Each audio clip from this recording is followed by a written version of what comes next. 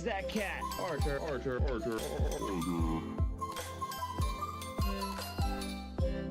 just gonna stare at me? Oh. I am rollers.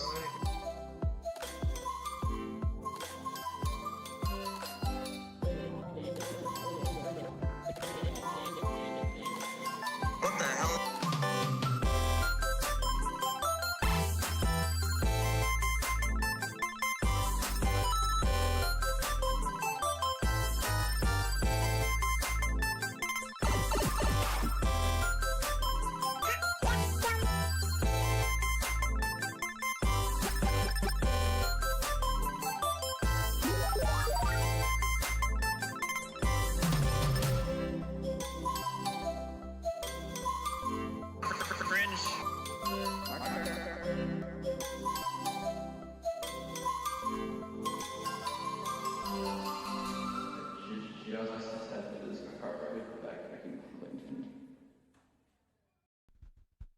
Hey, what's going on, everybody? It is Artie of Artie's Corporate Fiction. Happy Friday to all of you. Hope everybody's been keeping cool.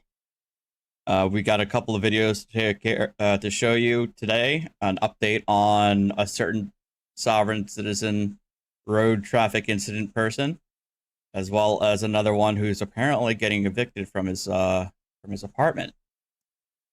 Obviously, there's a couple of pretty important announcements today. The first one being that in less than 24 hours after announcing the GoFundMe, it was completely met. I can't thank you guys enough for that. It will definitely help, especially next week when when Archer and I will be going to the vet every single day, Monday, Tuesday, Wednesday, Thursday, Friday. But it'll definitely help for sure.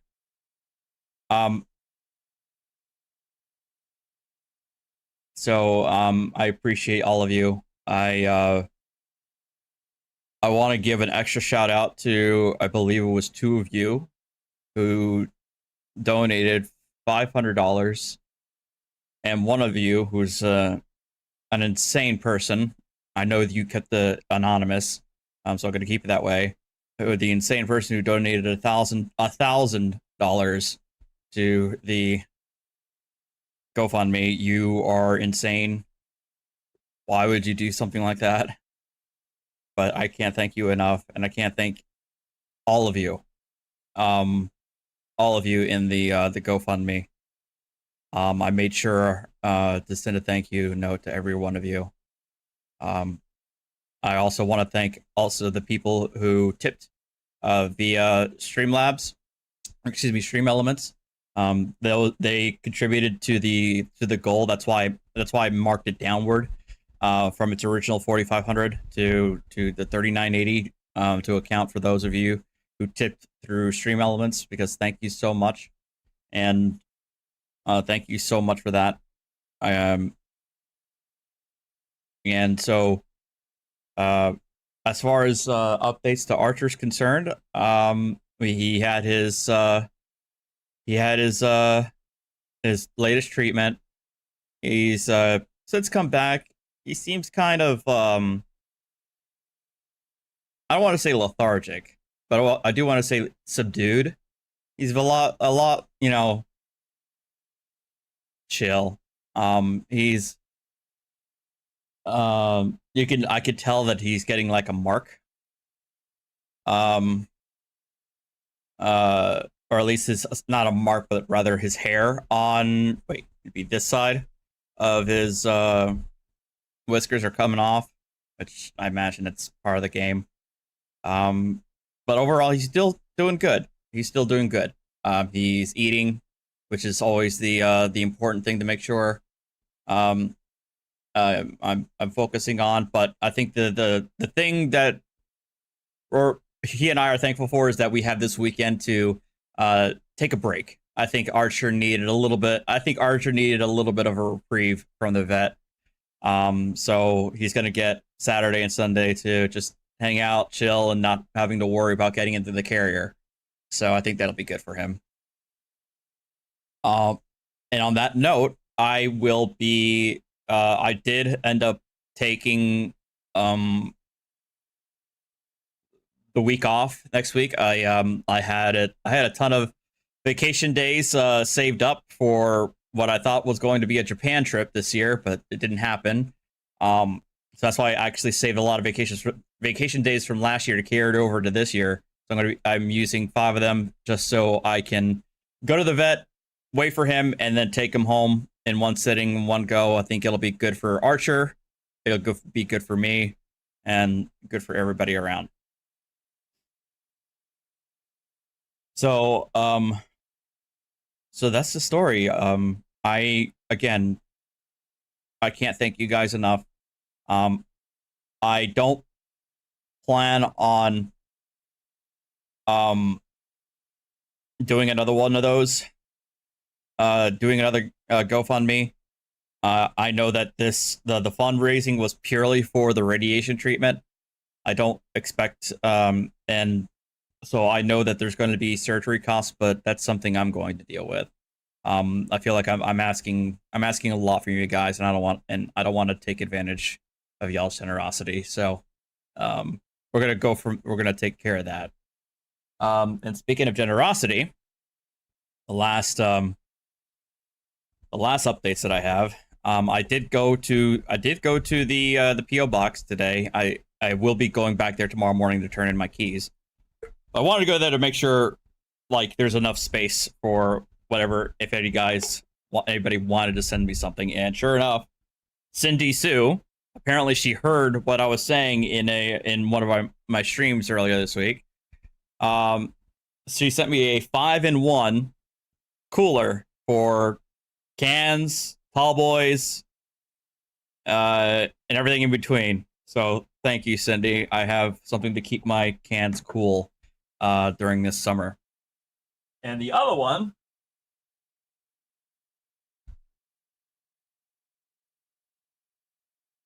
even though I told him how much his previous gift was ridiculous and he needs to stop, he decided to get me another one. Hitchbot. It wasn't enough that he got me a red hot Allosaurus summer.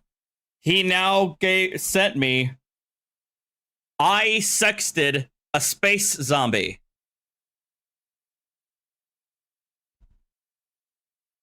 The problem wasn't that it was dinosaurs, Hitchbot. That wasn't the issue. God. Thank you, though.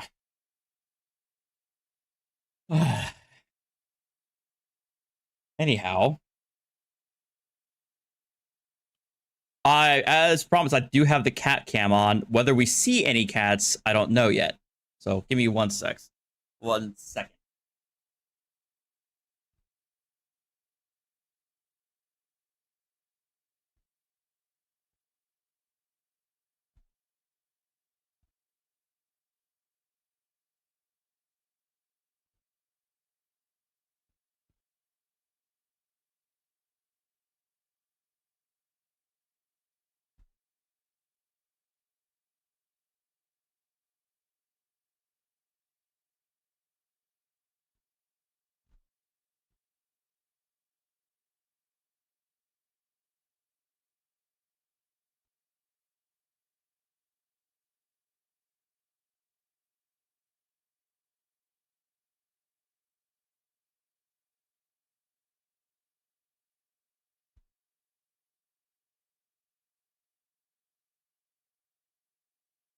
Here's Archer.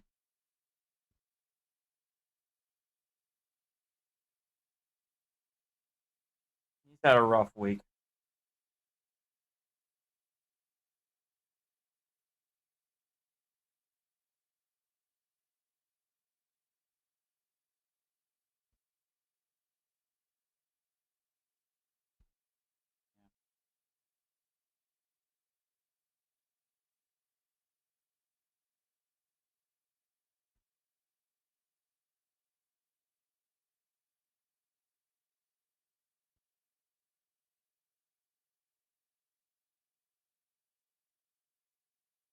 All right. That's Winston in the cat cam. So just to give you guys the heads up. But so the first video that we have today is Van Balen just uploaded this, so shout out to him. Hey, what's up, Pedro? I see you. Point of clarification, does Archer have jurisdiction to be cute? By natural law, Archer is cute. He doesn't need to have jurisdiction. This is from his perspective. This is from his cell phone camera of the arrest, and then we're going to go to the court hearing. And if you want my name, it's $500 cash. Okay, go ahead and step out of the vehicle. Sir, I can step out of the vehicle for I'll step out of the vehicle for $500. Sir, step out of the vehicle.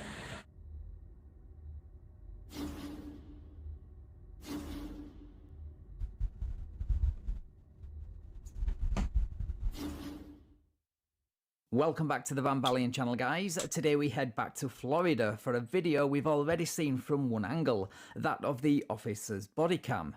But like with all sovereign citizens, they record their encounters with police, and this guy was no different. So let's see him attempt the script, which includes begging for cash and being removed from his vehicle from his point of view. Right, let's get into the video. So what's your name? okay. I'm just recording this for the record. I'm not driving or operating a vehicle for hire on the roadways, and my name is my private property. And if you want my name, I'm conditionally accepting your offer just so I can stay in honor so you won't arrest me. So my conditional acceptance for my name to you is you need to give me $500 for the use of my name.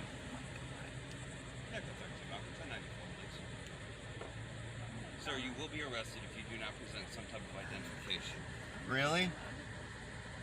Excuse me? I said really? Really? Yes, sir, really. Why do I need to provide You identification? are operating a roadway Hey, Mike. vehicle on the roadways. I'm not inside Florida. operating. Sir, with all due respect, you're behind the driver, in the driver's seat. I'm not on the steering driving. wheel. I'm not driving, and this isn't a driver's seat. Now, if you want to try and prove in court that I'm driving or operating a vehicle for hire, then fine, but I'm stating for the record that I'm not driving or operating a Sir, vehicle. I've been behind you since you were on Babcock. Mhm. Okay? Yeah? You've been in that seat. No the matter how entire you time. word your script from your fraternal order of police, I'm telling you on the record I'm not driving or Right. Again, the cop is the one with the script. operating. That's official. I'm on the record. And if you want my name, it's $500 cash. Okay, go ahead and step out of the vehicle for me. Sir, I can step out of the vehicle for Step out of the vehicle. I'll step out of the vehicle for $500. Sir, step out of the vehicle. Roll over on your stomach.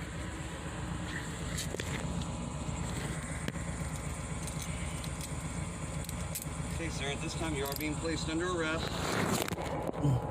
You will be registered as a John Doe until you are properly identified. But I already said I'm not driving or operating. Okay, well, yes, sir, you are. No, I'm not. And we all know how this stop ended. If not, then click the first link in the description. Basically, he was arrested for resisting an officer without violence and taken to jail. And if this comment he left on the original video is to be believed, strapped to a chair by his arms, chest, stomach and legs. Well, that kind of makes sense when you see how floppy he went when the cop dragged him out of the car. And it sounds like he resisted when they tried to take his fingerprints as well. Sounds about right. His girlfriend was left stranded on the side of the road calling for a lift. And Oh my his God. car, or should I say his mother's car, was towed. Oh, and that $500 price he was asking for, which I'm guessing should really be considered bribery, dropped down to $100 in the space of 5 minutes. Thank you, Carl, for the That 5 gifted memberships. Anyway, thank you so much for watching, guys. If you enjoyed this video, then please leave me a like, share the video and subscribe to the channel. Thank you also to my channel members and patrons for your continued support. I really do appreciate it. Right, take care all, and I will catch up with you in the next video. And there was much rejoicing. And there was much rejoicing.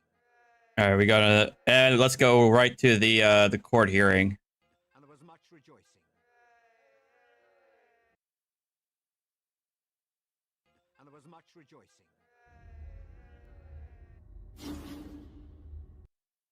And there was much Uh-oh. rejoicing.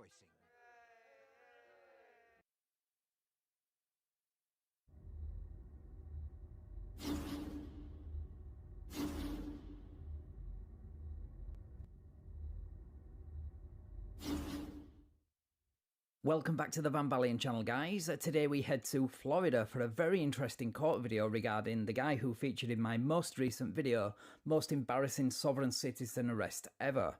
Today is a competency hearing where we learn a lot more about him from a psychological point of view from when he was assessed by a clinical psychologist. Now, during his evaluation, he invoked his right to remain silent under the Fifth Amendment. So the psychologist reviewed the traffic stop and other documents for his assessment. Oh, no way, really? This is grim, guys, with words like delusional order, psychotic disorder, and thought disorder being thrown around, which is really sad to hear. But from watching the video again last night myself, this diagnosis kind of makes sense. Anyway, I'm just going to let this video play without interruption. I'll just drop back in between this and the second competency hearing, which lasts around 5 minutes at the end. Right, let's get into it. We're on the record here, and we're in a competency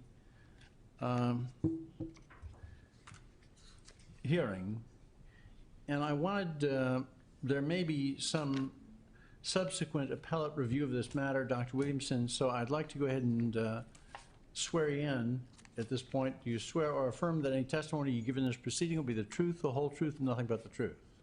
I do. Now, counsel, I'd like to start the ball rolling, and then I'll give you an opportunity to ask questions. Dr. Williamson, could you first tell us a little bit about yourself, and putting this on the record, what your credentials and qualifications would be? Yes, sir. So I am a clinical psychologist, Jeffrey Michael Williamson, and been in private practice since 1991 and in Florida since 1990. Well, I'm sorry.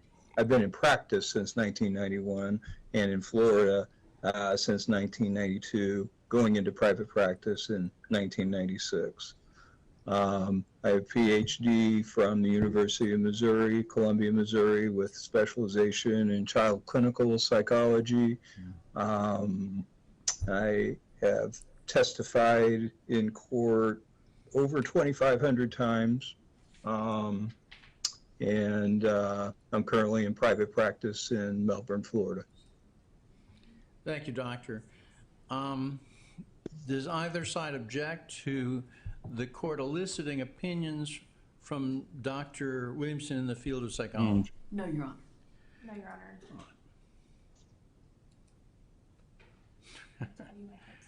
Honor. Dr. Williamson, I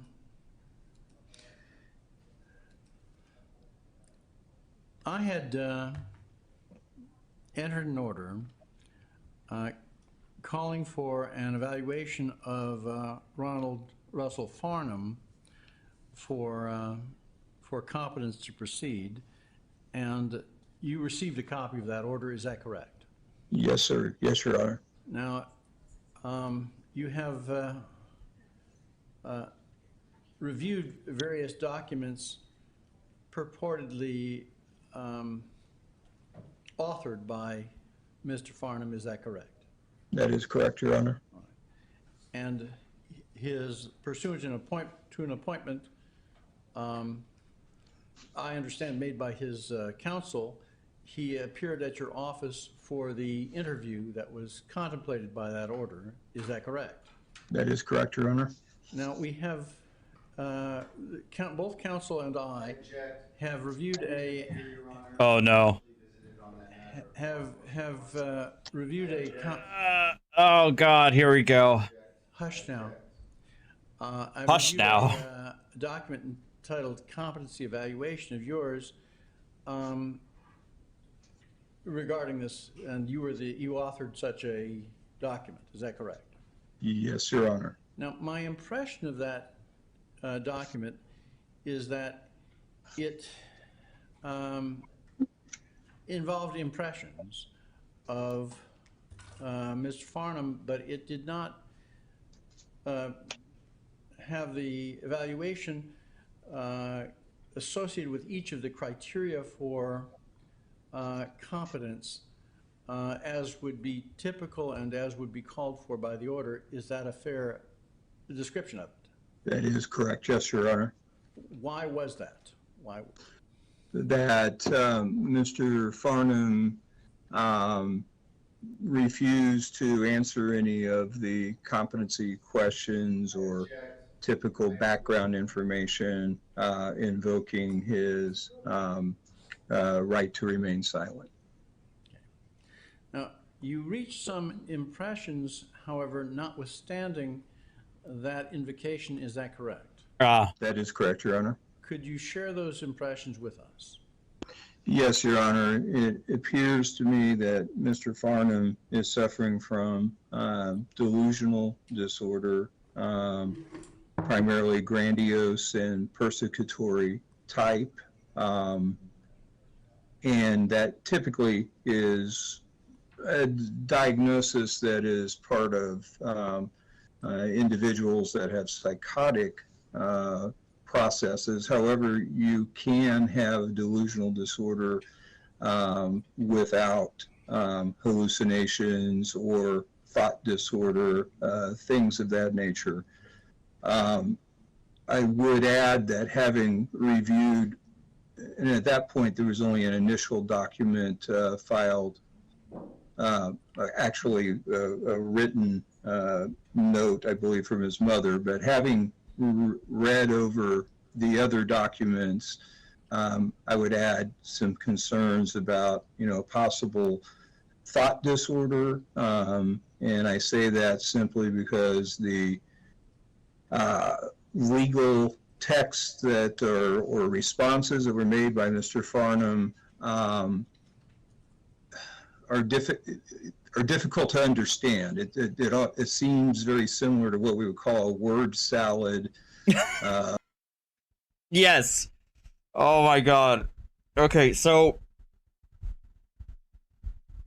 my issue here is, not necessarily an issue. Obviously, you said a clinical psychologist, right? Clinical psychologist is kind of obvious that he hasn't heard of SovCit ideology. I mean, the guy is delusional in the sense that he buys into this conspiracy pseudo law BS.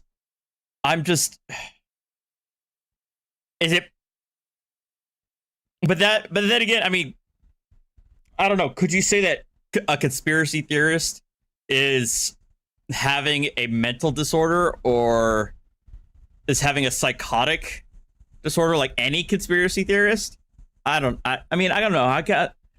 I kind of go back and forth with that because, for all intents and purposes, a guy can think the earth is flat and be convinced that everybody's lying about the earth being flat, but still be relatively productive. They could still have a job. Not a lot of them, but many of them do actually have daytime jobs. And so on and like that, right? But I don't know.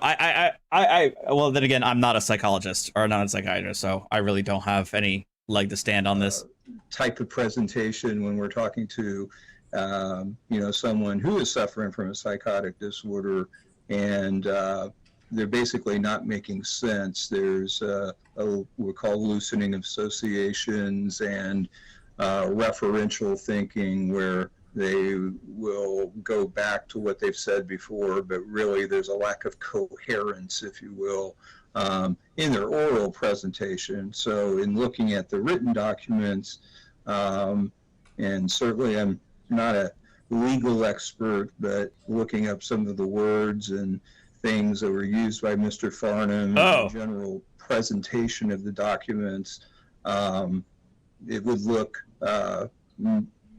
nonsensical, if you will.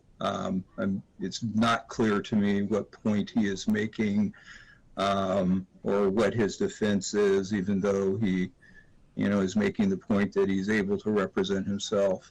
So all I'm saying is that in addition to the delusion, Thank you, that I Dracandros, for definitely the $2 saw. Australian. I do have some concerns now about a thought disorder.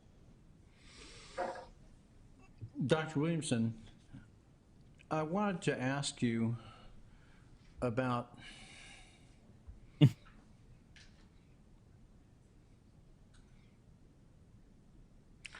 the nature of his apparent delusions. Yes, sir.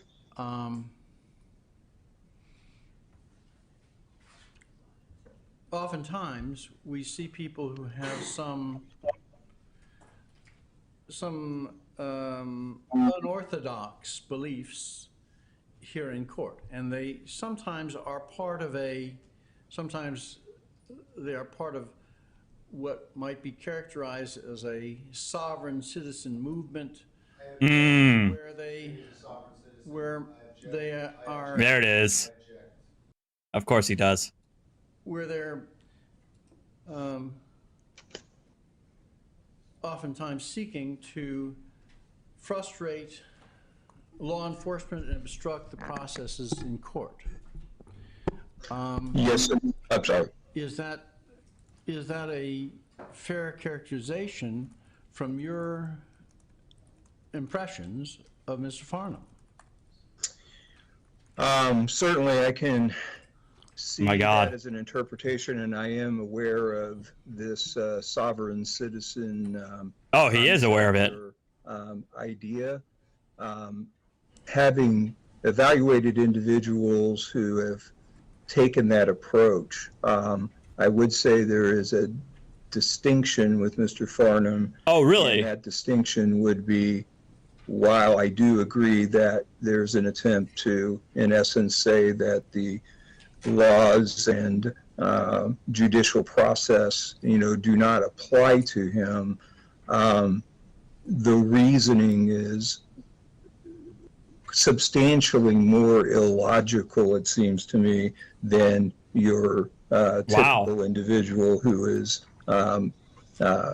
making that sovereign citizen, if you will, defense. Okay, so that's actually what I was kind of thinking in the back of my mind, is that yes, you don't need to be you don't necessarily need to be like a full-on psychotic crazy person to be a SovCit, but a crazy person can be roped into a SovCit ideology, and maybe that's what he's trying to say here. What I'm saying here is that there seems to be a lot more disorganization and lack of clarity, and even though when you evaluate individuals with the sovereign citizen concept, they often have presuppositions, et cetera, that are, let's say, equally unusual or distorted, but we could say persecutory delusions might be there as well. I would distinguish Mr. Farnham's situation because of the lack of coherence, if you will, at least from what I've read, as to what really his argument is. Dr. Williamson, there's an assessment tool used for the evaluation of delusions and delusion-like beliefs. It's called the Brown Assessment Belief Scale. Are you familiar with that? I am familiar with it, sir, yes. Is that something that would be useful in evaluating the delusions or delusion-like beliefs of Mr. Farnham? Well, certainly would provide an empirical basis beyond just my observations, and certainly can be done.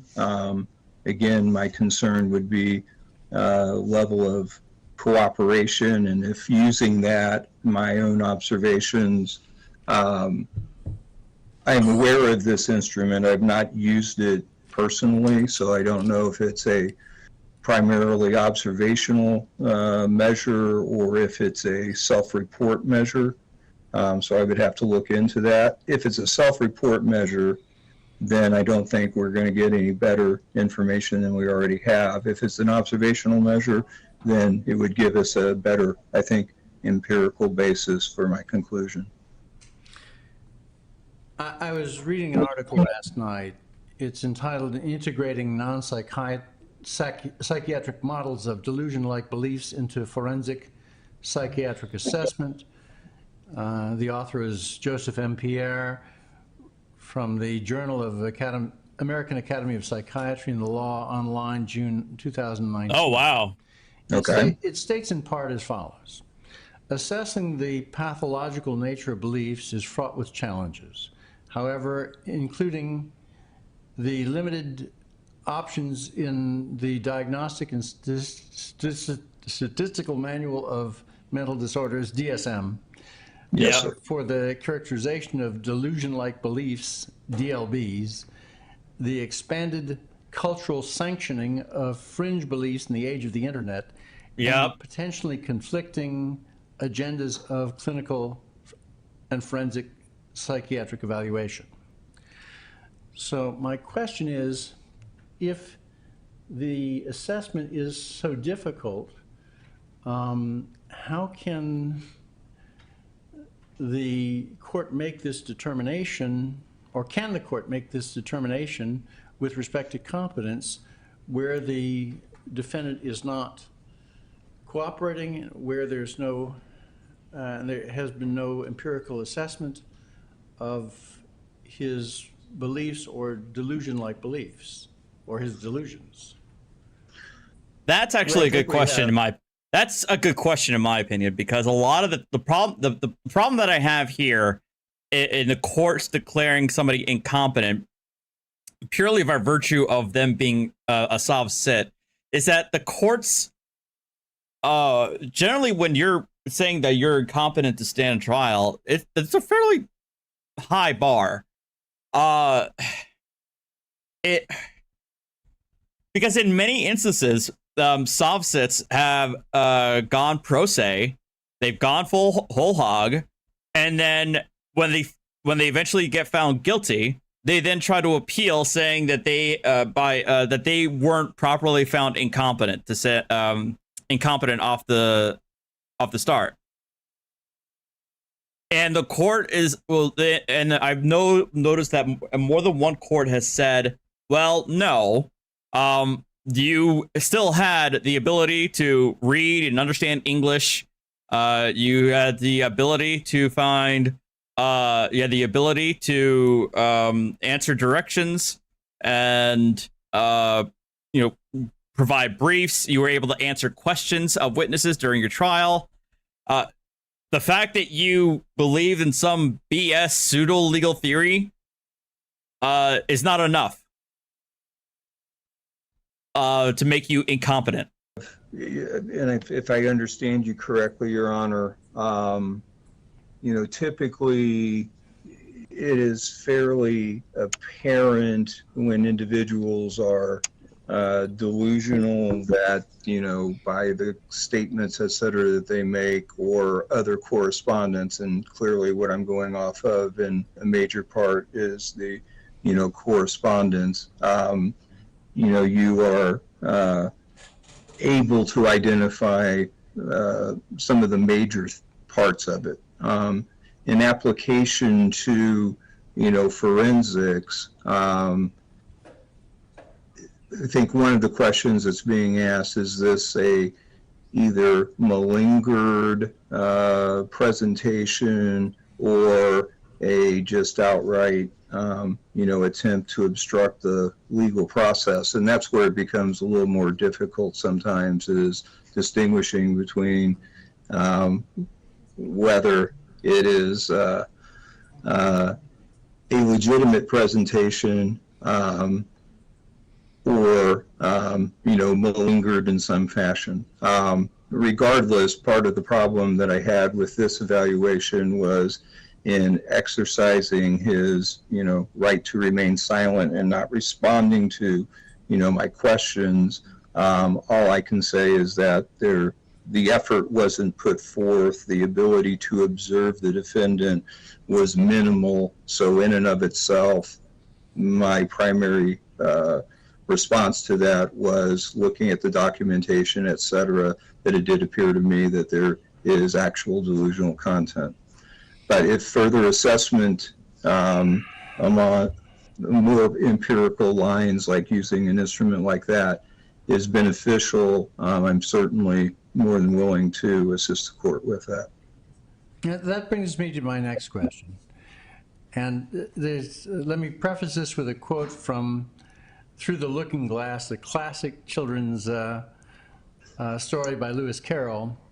Yes, sir. Which the quote begins with the words of Humpty Dumpty. When I use a word, Humpty Dumpty said in a rather scornful tone, it means just what I choose it to mean, neither more nor less. Shut up, Nathan. The question is, said Alice, whether you can make words mean so many different things. The question is, said Humpty Dumpty, which is to be master? That is all. Is this merely someone who is just using language in a way that makes him feel special and important and different from other people in a way that tends to frustrate the processes of law enforcement and the court system? I object. That's a good question. Or is it someone who has legitimate mental issues? Mental issues. It's a good question to ask. I'm just trying to get this out over his objections at this point. Yes, Your Honor. So that this is a product of some legitimate, cognizable mental disorder. That's my question.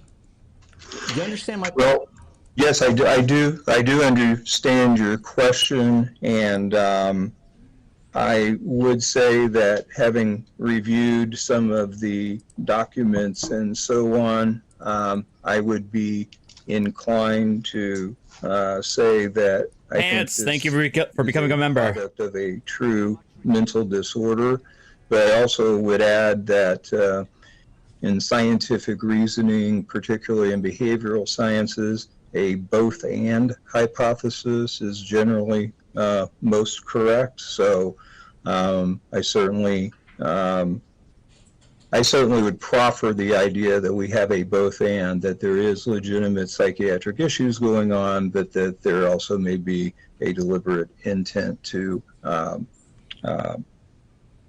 frustrate, if you will, the court process.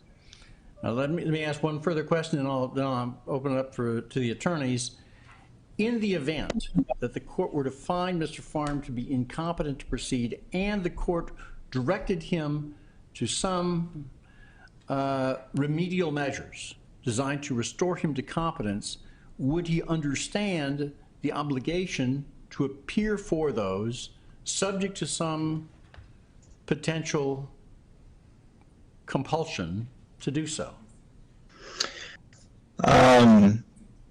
I think that there is always that possibility that he would not comply, given our the compliance issues to start off with. I do think, however, he should be evaluated by, for example, circles of cares, forensic multidisciplinary team for competency restoration, and that would give us some additional information as to their observations and take on how much of this is a clear mental disorder versus a motivated attempt to frustrate. I did have one further question. I said that would be my last, but I do have one more. All right. In your competency evaluation, you conveyed an impression that this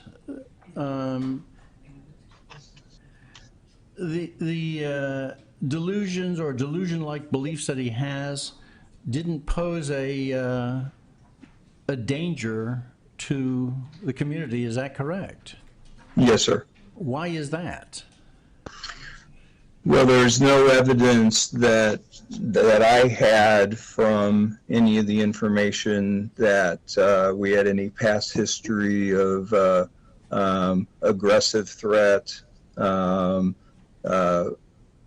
what we would call threat override symptoms, which with psychotic disorders, threat override symptoms are the ones that are more directly related to concerns about aggressive threats. So basically what that means is that the individual does have a paranoia, a persecutory Thank you, complex, Scott, if you for will. the 2 months. The world is against them, misreading people's behaviors, etc., as negative intentions. Okay, so we have a hostile, if you will, worldview, combined with a inability to override or control intrusive thoughts, typically command Oh, really? hallucinations. Oh my God. And, Is it on Amazon? Which is part of psychosis. And I have had no evidence and observation of him that, or what I No way. little I knew of his developmental history, that there was such threat override symptoms and inability to control impulses because of the strength, if you will, of the competing voices and so on. Thank you. Counsels, either from the state or the defense, whoever would go first, any questions? So, Dr. Williamson, from what I understand... This is Janet Roberts, the state attorney. That Yes. you are recommending a facility like what was the name of the facility? This, yeah, okay, you know what? Now I know he's delusional. All right, you know what? No, this guy actually is delusional. Because this mother is charging you $55 for his self-published book on SovCit BS. Yeah, you know what? He's crazy. He is actually crazy. Circles of care. Look at this. All right, you know what? I'll show you.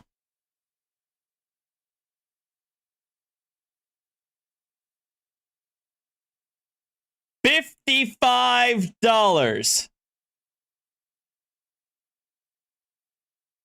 Wow. The forensic multidisciplinary team, FMT program, who does competency restoration training and provides psychiatric services for individuals who, have been deemed as having a psychiatric disorder, but are incompetent to proceed to trial. And just to be clear, at this point in time, you are recommending that route. Is that right? That would be correct, yes. Okay, that's all. Ms. Roberts, anything else? Any questions? Good morning, Dr. Williamson. This is Jordan Roberts with the defense. So I know you weren't able to go through the full evaluation that you typically would do, but just based on your limited interaction with him in the office, No way. case file, and the different filings, I just kind of wanted to get your impressions on some of the competency standards, like his ability to appreciate the charges before him and kind of how the legal system works, what my role is. Yes, ma'am. So first, I would say that that's one of the reasons that I am suggesting that I think that there is more of a psychiatric element or component to this. So if you look at both statements that have been made and his various filings, it seems very clear to me that he does not understand, in essence, the basic roles, respective responsibilities of courtroom personnel. The fact that we have a misdemeanor case, which theoretically could be easily resolved with his cooperation, and he is responding in the manner that he is responding, certainly suggests to me that, again, there is a mental disorder behind all of that. And when Your Honor had asked me questions about the sovereign citizen, I would say that the vast majority of those individuals are using that kind of defense, if you will, if such is a defense, because they're facing serious charges. Those same individuals would be pretty unlikely, I think, to make such a defense on a misdemeanor case. So I do think that there is a reaction here to a misdemeanor case that strongly suggests to me that Oh my God, shut up, facts and frauds. Again, psychiatric factors going on and so on. Secondly, and I may jump here to also our factor about being able, the capacity to consult with counsel. Given his inability, it seems, to recognize what the actual charges are and the distortion by which he has interpreted it, the severity of the charge in his eyes that's against him, and an inability to, basically accept his defense counsel's representation and collaborate. I certainly would say that he's incompetent on the factor of what are the charges that are against him, what is a less or more serious charge, etc., and the understanding the adversarial nature of the legal process and the roles, responsibilities of courtroom personnel. It is clear that he sees the whole process as adversarial against him, but does not make the distinction between the state and the defense counsel, etc. That would then lead to the next one, which is I don't believe he has the capacity to effectively collaborate with counsel.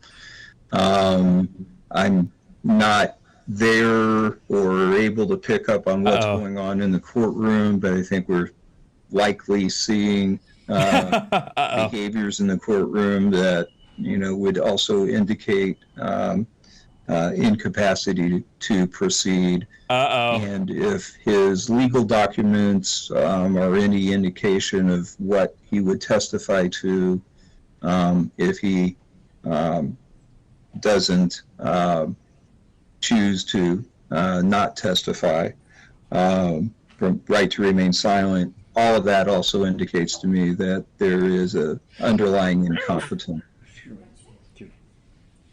So certainly it's possible that there is a, deliberate incompetence.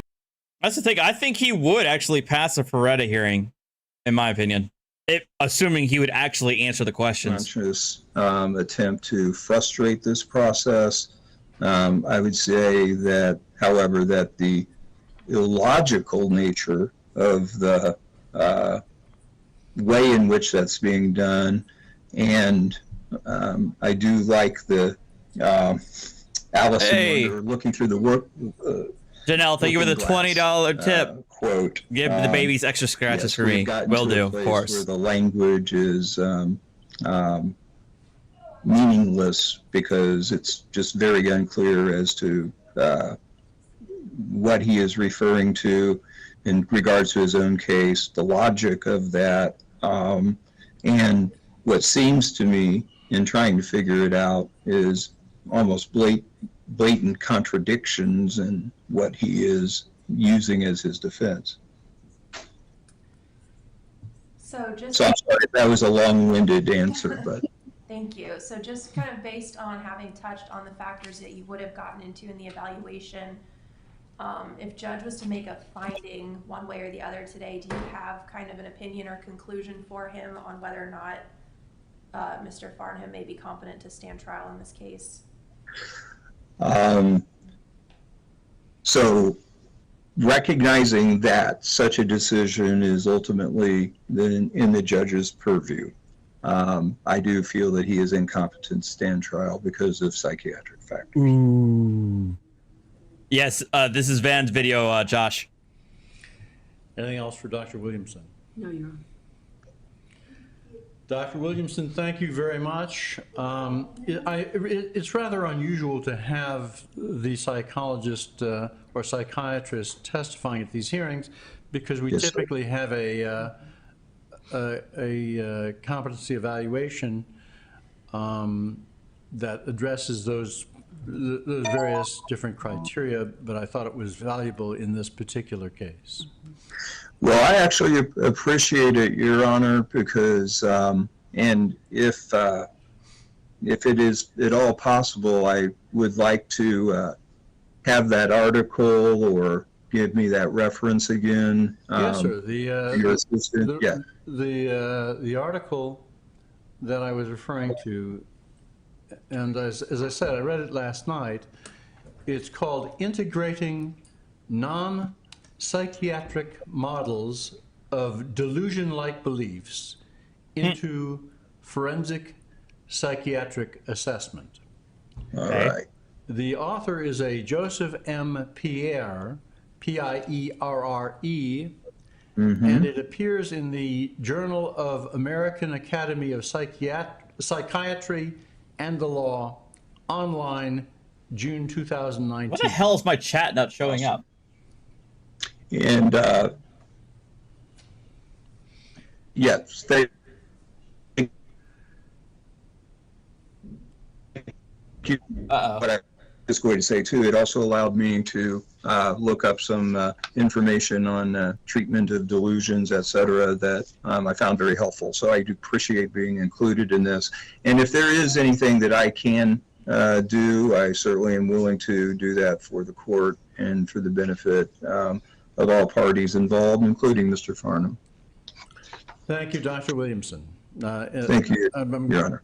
We've used up quite a lot of time, Dr. Williamson. At this point, I'd be prepared to release him to go about his practice. Any objection? State, defense? No objection. Thank you, Doctor. It won't. Thank you, Your Honor, very much. Feelings if your cursor makes its way over to the red leave button in the upper right-hand corner there. I don't know why it's doing this. It's very weird. Thank you. All right, thank you. All right.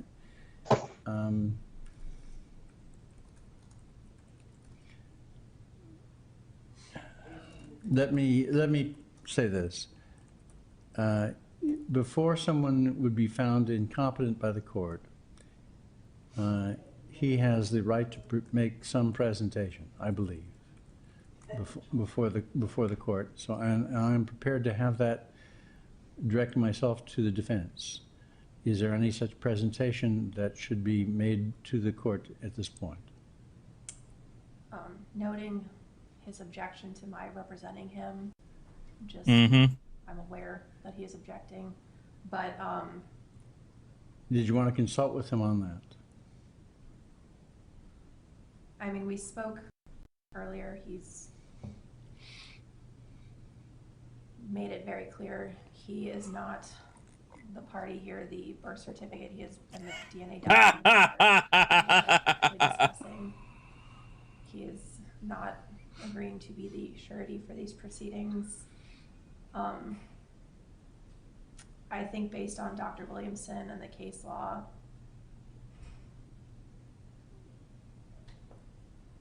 I don't think we have any further full presentation. The case law makes it pretty clear it ultimately resides with you to make an independent finding of whether or not he is competent or incompetent to proceed. regardless of whether or not the parties have stipulated to the report or competency itself.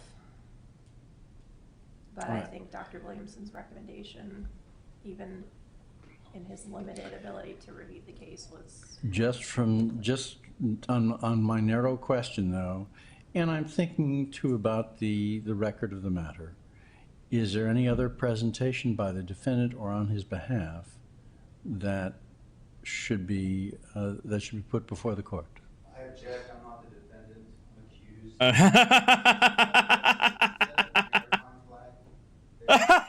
No, he did it. He did he did the maritime flag. No, man, I haven't heard someone call out the Admiralty maritime flag in a long time. Man, classic. Anything else, Ms. Roberts? Reflect on the record that Mr. Silverman refused to answer my question about the maritime flag, and that appears to be a maritime flag. Can I ask the clerk, is this a maritime venue in which we're in? Anything else, Ms. Roberts? no, Your Honor. All right. Ignored. Keep stalking. Before I talk to the state, inquire of the state, my impression of Dr. Williamson's testimony here under oath went further than his competency evaluation did. He was more qualified in the written evaluation, given the limitations of his assessment of the defendant. And he seemed to offer a more conclusive opinion as to the defendant's incompetence at this point. So I want to hear your position, any presentation that you would have on this matter. When I've read his report, not the letter, but the report that followed, I felt that was sufficient on the issue of incompetency. Today, he talked about that he did considering malingering as well, but that he ruled it out and still found that if there's malingering, it could be better resolved at the circle of care, whatever the name of the facility is, but that it was still his opinion that the defendant was incompetent. And he did go through all of the legal steps that he's required. Damn, they think he should be committed? Which I Wow. believed he did in his report as well, maybe not quite as direct and to the point. And I think the only issue at this point is whether the court finds the defendant competent or incompetent.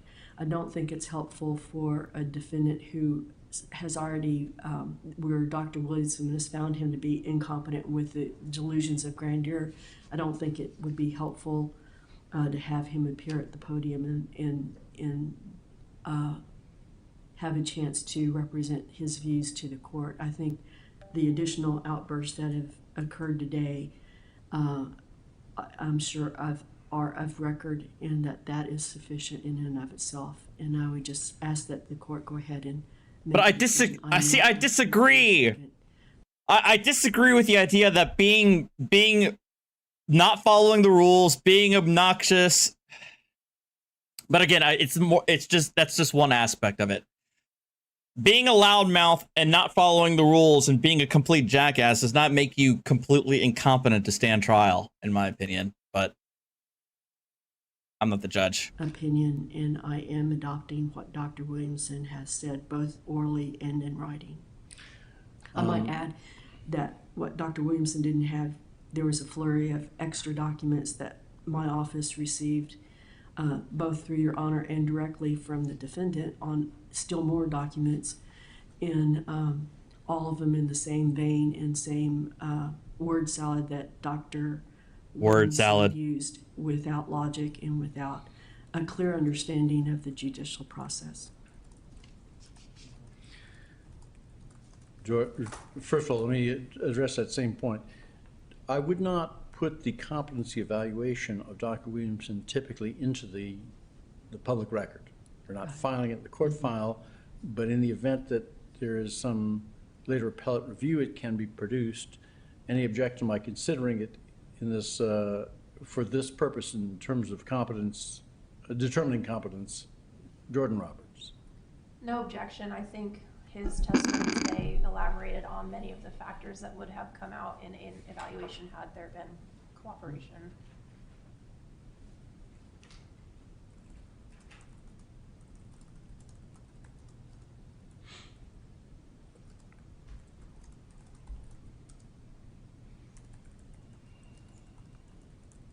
Mm-hmm.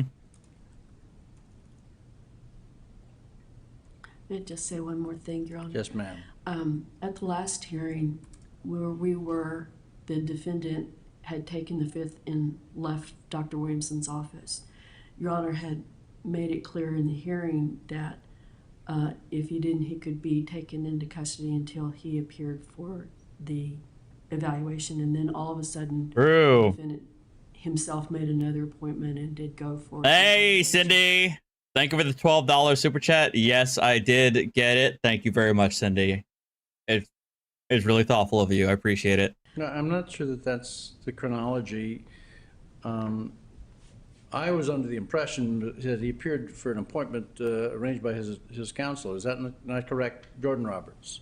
There had been an order out there to comply with the evaluation that wasn't originally complied with, so he had a mandatory court appearance where he was informed he will either appear for the evaluation or potentially face contempt of court charges. He then appeared for the evaluation, explained he was invoking his Fifth Amendment rights, which is outlined in the evaluation by Dr. Williamson. So my point was, if Your Honor would order restoration. Your position is that he'd understand that? If he understands Well, that could be, he could be held in contempt if he does not. We can cross that bridge when we come to it, if we come to it. That's secondary to the threshold determination of competence. I'll tell you what I'm struggling around with. It was the same question that I asked Dr. Williamson. You have someone who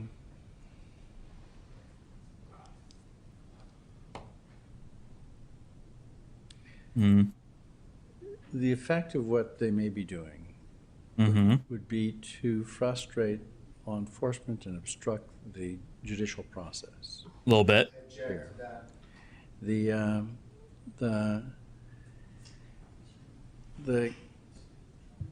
There is I called it to Dr. Williamson a movement of such persons doing that. Yes. And true. We are perhaps more tolerant as a result of the internet and other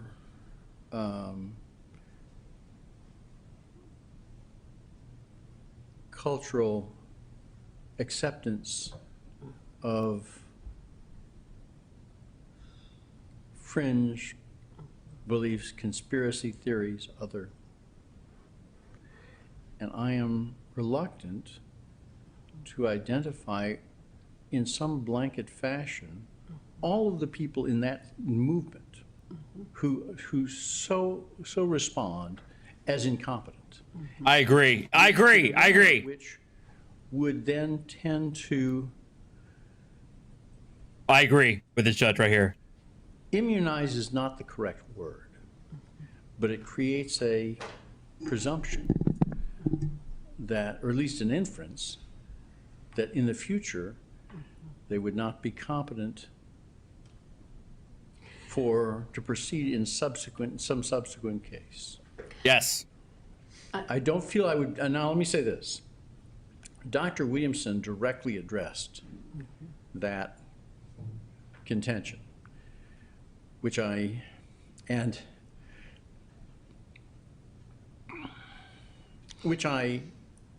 illustrated with the quote from Through the Looking Glass. A learned judge here. Concerned. That's my question to counsel about that proposition. I believe that he did address it, and he did make a distinction between all of the other people he had evaluated that had the same sovereign citizen claim. But he also, Your Honor, Okay. But also, Your Honor, by going to the circle of care, they're going to Calmate. and evaluations that are open to them, and if that be the case, then he will quickly be coming back out.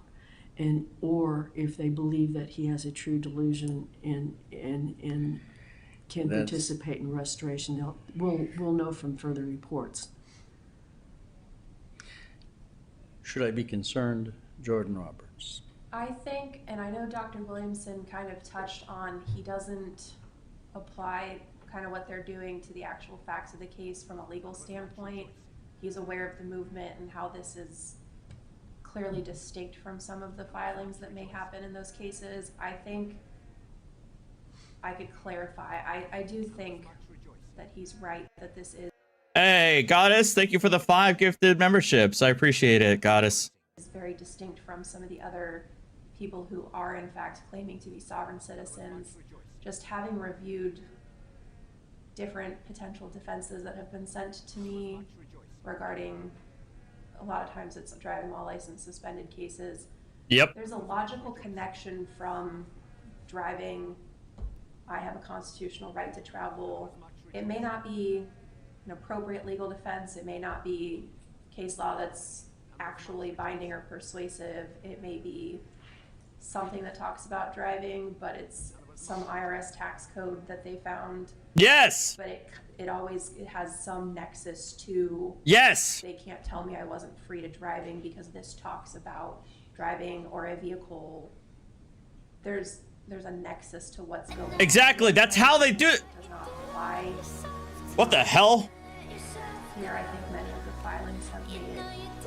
What the hell is this? No nexus to the ultimate charge of resisting and whether or not none of this is a defense to the allegations that were outlined in the arrest report. We received a filing this week that the presumption of death has been removed. I think it's very clear there's a distinction between the filings in this case and how they may appear sort of in the sovereign citizen vein, but No, that was a tab. route that was taken here. The videos that are in this case and multiple officers on scene support a far worse behavior than what you've seen in court or even through the documents. The videos were horrible as to how he acted. And I'm not saying that he's not malingering. You know, it could be maybe Circle of Care can do a malingering evaluation as well as their restoration treatment. So you don't believe from your evaluation that he's feigning this? Myself personally, Your Honor, I do believe that he's malingering. You However, do? I do. But I'm not the doctor that examined him, and I'm not a doctor. And the doctor considered that, and he considered the delusions, and in his professional opinion, he believes that he needs to go to the Circle of Care. And I believe that because of that, I don't think any conviction would withstand an appeal if he's not afforded that opportunity. Okay. Let me put it in a fashion that's designed not to intrude upon any attorney-client privilege. Would it be accurate to say that there's nothing about your interactions with him or your observations of his behavior that would detract from the validity of the opinions offered by Dr. Williamson? Based on conversations and stuff that's not available to Dr. Williamson or the court because they are privileged communications, I would not personally hold the belief that there is a false representation in an attempt to just paper the state to death into dropping it. I think that, which is usually how sovereign citizens operate, is to flood the prosecutor's office and the courts with paperwork upon paperwork, upon paperwork, upon paperwork, and hoping that they'll get tired of you and just drop the case because they don't want to deal with you anymore. Hence the term paper terrorism. Believes in the motions that are being filed. I don't think it's an attempt to get out of anything. Obviously, Dr. Williamson has reviewed many of them. I think knowing, based on further conversations I've been able to have, I don't think this is a mere attempt to get out of the case. I think this is just genuinely. I want to thank both counsel for their advocacy in this matter, and I'll draw an order. At this point, I'd like to go ahead and continue the competency continue the matter for docket sounding incompetence to 8 a.m. on March 14th. Direct the defendant to appear in person for that proceeding. Please put that in the minutes. It's a mandatory appearance, and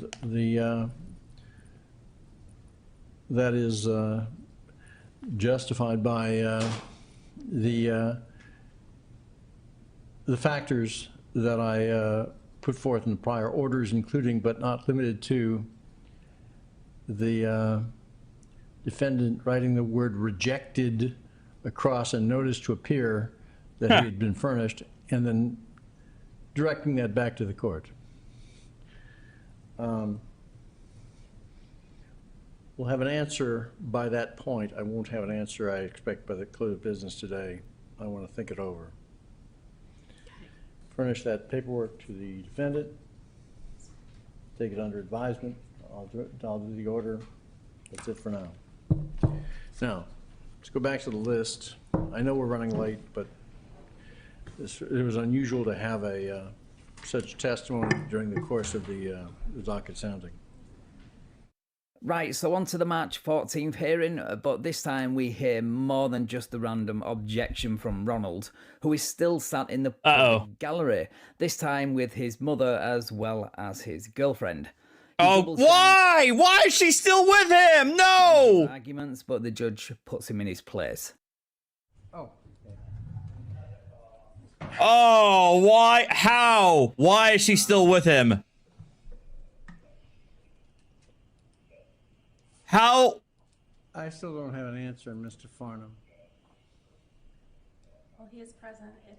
Excuse me, Your Honor, I object. This person appears to be interfering with liability in a contract. This is supposed to be... Oh my God. Yeah. Thank you. And that this case should be dismissed with prejudice.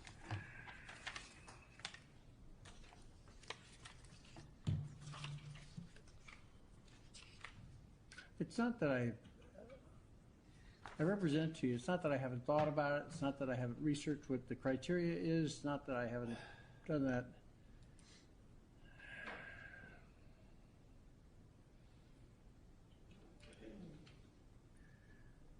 All right. And when's our next docket sounding for the side of the... April 12th? April 12th.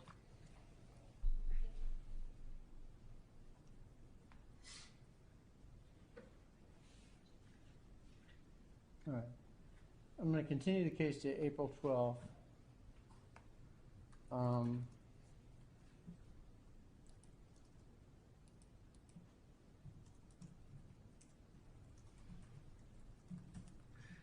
I'll have an answer by then, I assure you. It's a mandatory appearance from Mr. Farnham. All right, well, if you're going to serve me, you'll have to mail me papers. I don't receive any service in court. And I'm not Mr. Farnham. So you'll have to mail any paperwork to me. Let's go. Let's go there. Just continue. Yeah. Let's go. April 12th, 9 a.m. Say we should leave? No, Oh my God. I would ask that he remains to take some papers. I just want to know. Yeah, no, ma'am, he should remain here to get the paperwork. No, Your Honor, my legal counsel. Oh my god. Service in courtroom. If you want to serve any papers, you're going to have to mail them. That way, we can bring up charges on RICO, charges for wire fraud and mail fraud. Wire fraud? Well, let me say this. I caution you, This is ridiculous. sir, I may be issuing a bench warrant if you don't appear. Can you open this for me? I'm here specially visiting. This isn't an appearance. This is a criminal activity that you guys are doing. Let me ask you, does this court deem me a U.S. citizen on this particular matter? Oh my god. Yes or no? Oh my god. But let me say this. Charges can be brought against somebody whether they're a citizen or not. I just need to know the answer to that question, yes or no.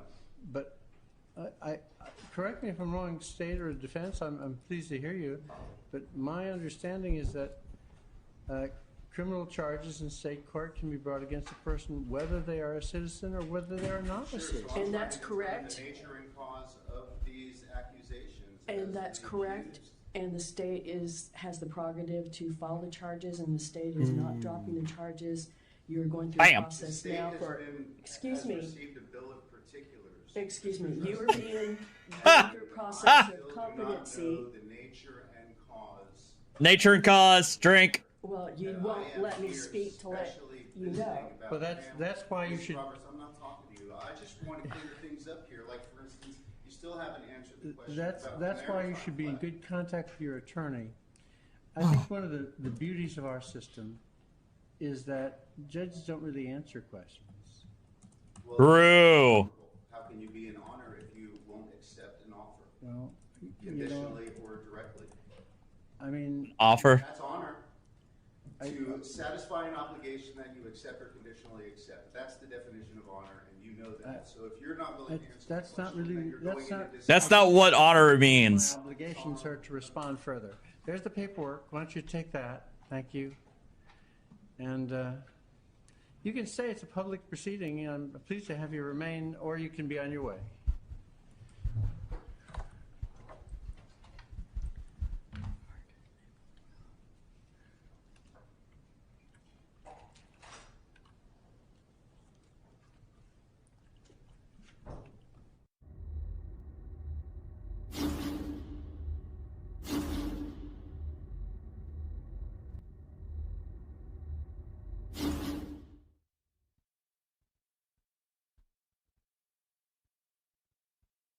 All right.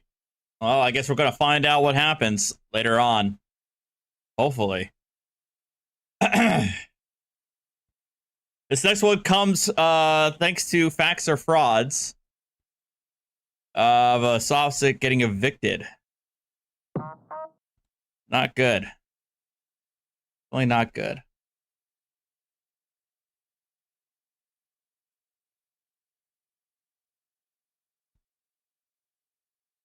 Meanwhile, Winston is using Archer's head as a footrest.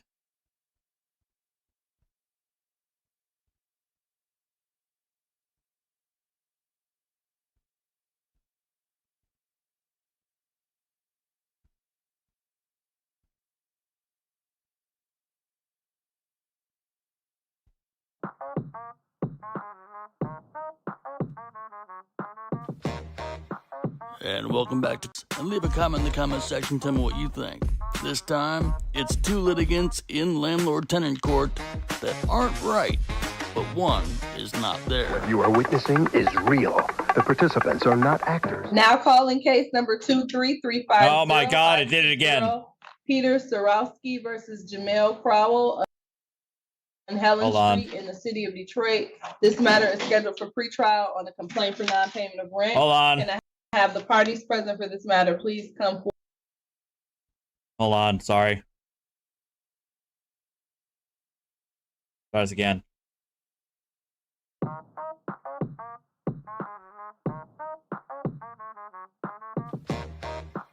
And welcome back to Facts or Frauds. Make sure you hit the thumbs up button, you're subscribed, and ring that bell for notifications so the next time I premiere a video you can meet a live chat with everyone else. And leave a comment in the comment section, tell me what you think. This time, it's two litigants in landlord-tenant court that aren't right, but one is not there. What you are witnessing is real. The participants are not actors. Now calling case number 23350-520, Peter Sarowski versus Jamel Crowell on Helen Street in the city of Detroit. This matter is scheduled for pretrial on a complaint for non-payment of rent.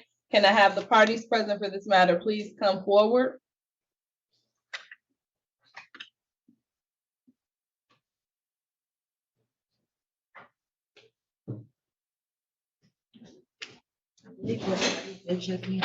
Both parties? Yes, ma'am. Okay, good morning, sir. What's your name? Peter Sarowski. Okay, good morning, Mr. Sarowski. My court clerk tells me that the defendant checked in today. We're going to go find him. The court officer is going to go look for him now.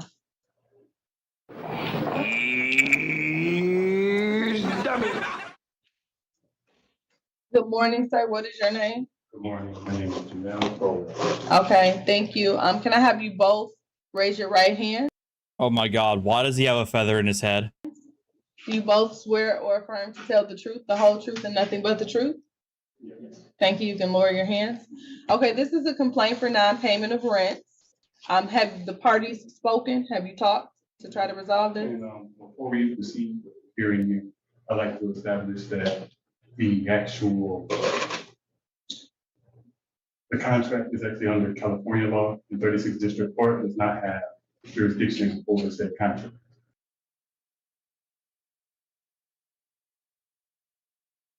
California law? Sir, we're in Detroit. And furthermore, the plaintiff here has not a deed on file and has not had proof that he has not been compliant with laws and missions to actually own his home. Who told you that the court doesn't have jurisdiction over the contract, sir? Because it's under governing California law. Paul Berry, thank you for the $2 super chat. I think this guy has an earpiece. The house is in Detroit. Yeah. Is the house in Detroit? Yes. Okay, the court has jurisdiction. The contract itself is under California law, so that's true. Okay, Mr. Sarowski, do you have a deed? Yes.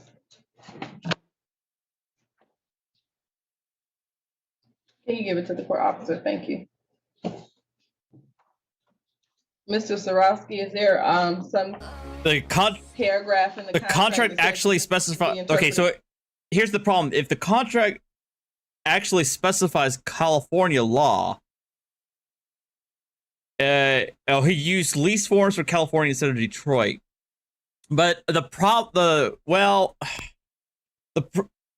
I'm not 100% sure on this, but the way I think it's supposed to work is that usually when there's a talk of whether or not something is there is a thing called choice of law, what Christopher Sapp said, but usually that involves people or entities of different states. If both parties are in Michigan and the property is in Michigan, then it would be Michigan law.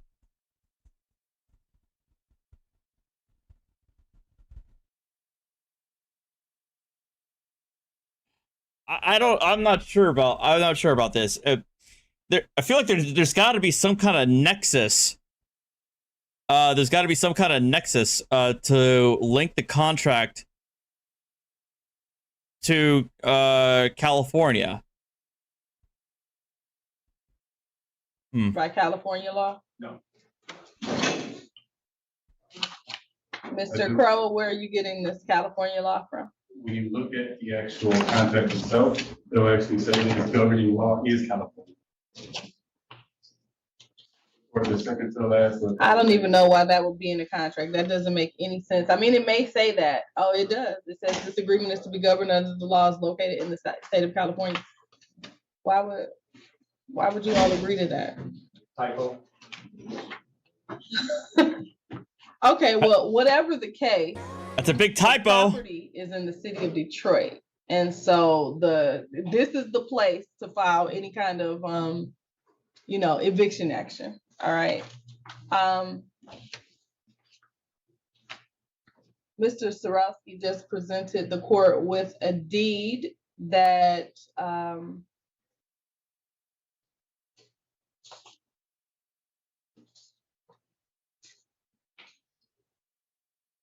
conveys the property commonly known as Helen Street in the city of Detroit to Mr. Sorowski.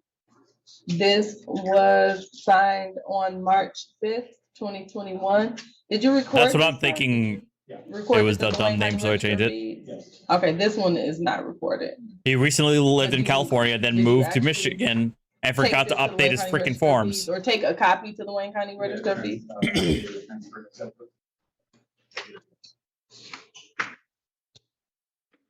All right, so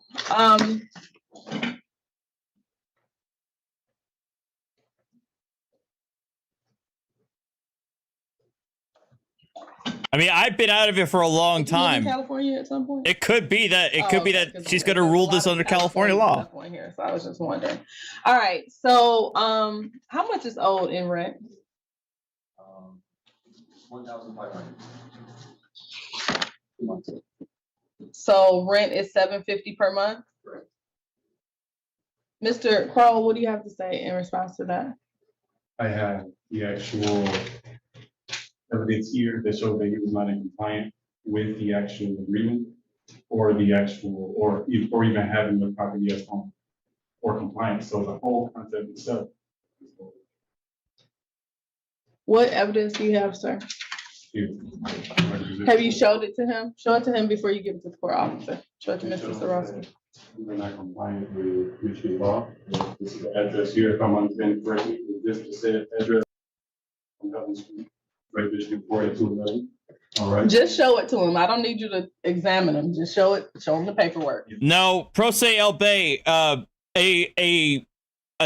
judge in another state can't apply the laws of another state.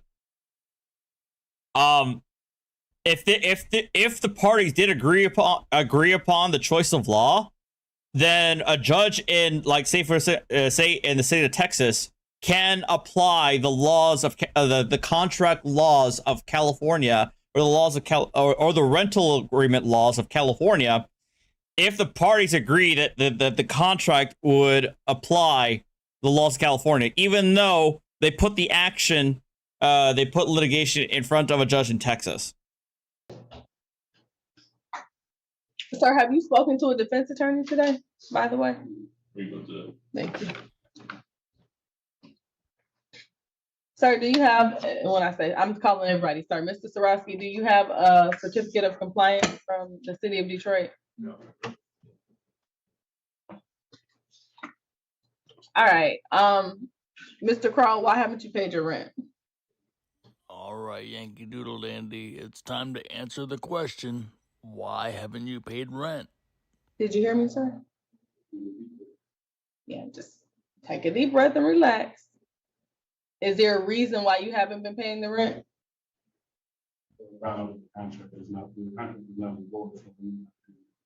So you think you can just stay in the house without paying rent? Yeah. I'm sorry?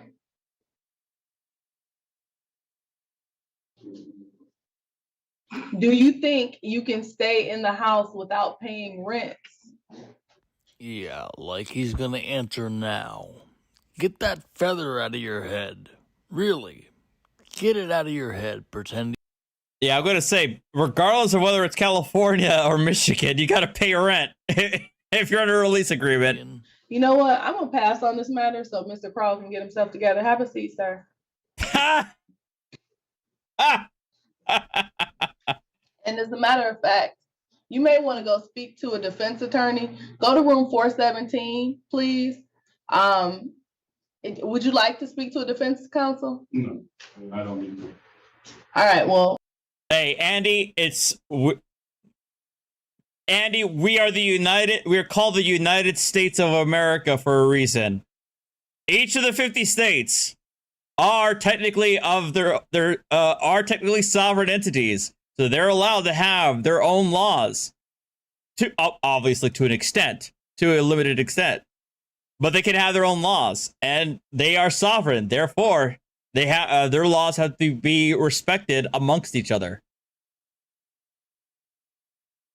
Take it or leave it. Our country's better than yours anyway. Do you have yourself? America? Because every time I ask you a question, there's like a a delayed response. Is everything okay with you, sir? Do you want to proceed now, or do you need to get yourself together? Well, actually, I would like to, as long as everything is established that I spoke about before we proceeded, I'm good with proceeding. Okay, well, you can say what you want to say, sir. I just need to know. So are you putting the rent in escrow? Later, in the void. Did you hear what I said, sir? You know what? I don't have time for this, sir. If you have an issue. I took what from wait, Andy, Andy, I thought you were from Australia. Are you from the UK? Step outside and get yourself together. I'm going to recall the matter so Mr. Crowell can get himself together. I'll call this when we come off of break. Please go into the hallway or sit in the gallery so you can get yourself together, sir. Well, I keep asking you questions and you're not. Oh, you're a goddamn loyalist lobsterback. That explains a lot.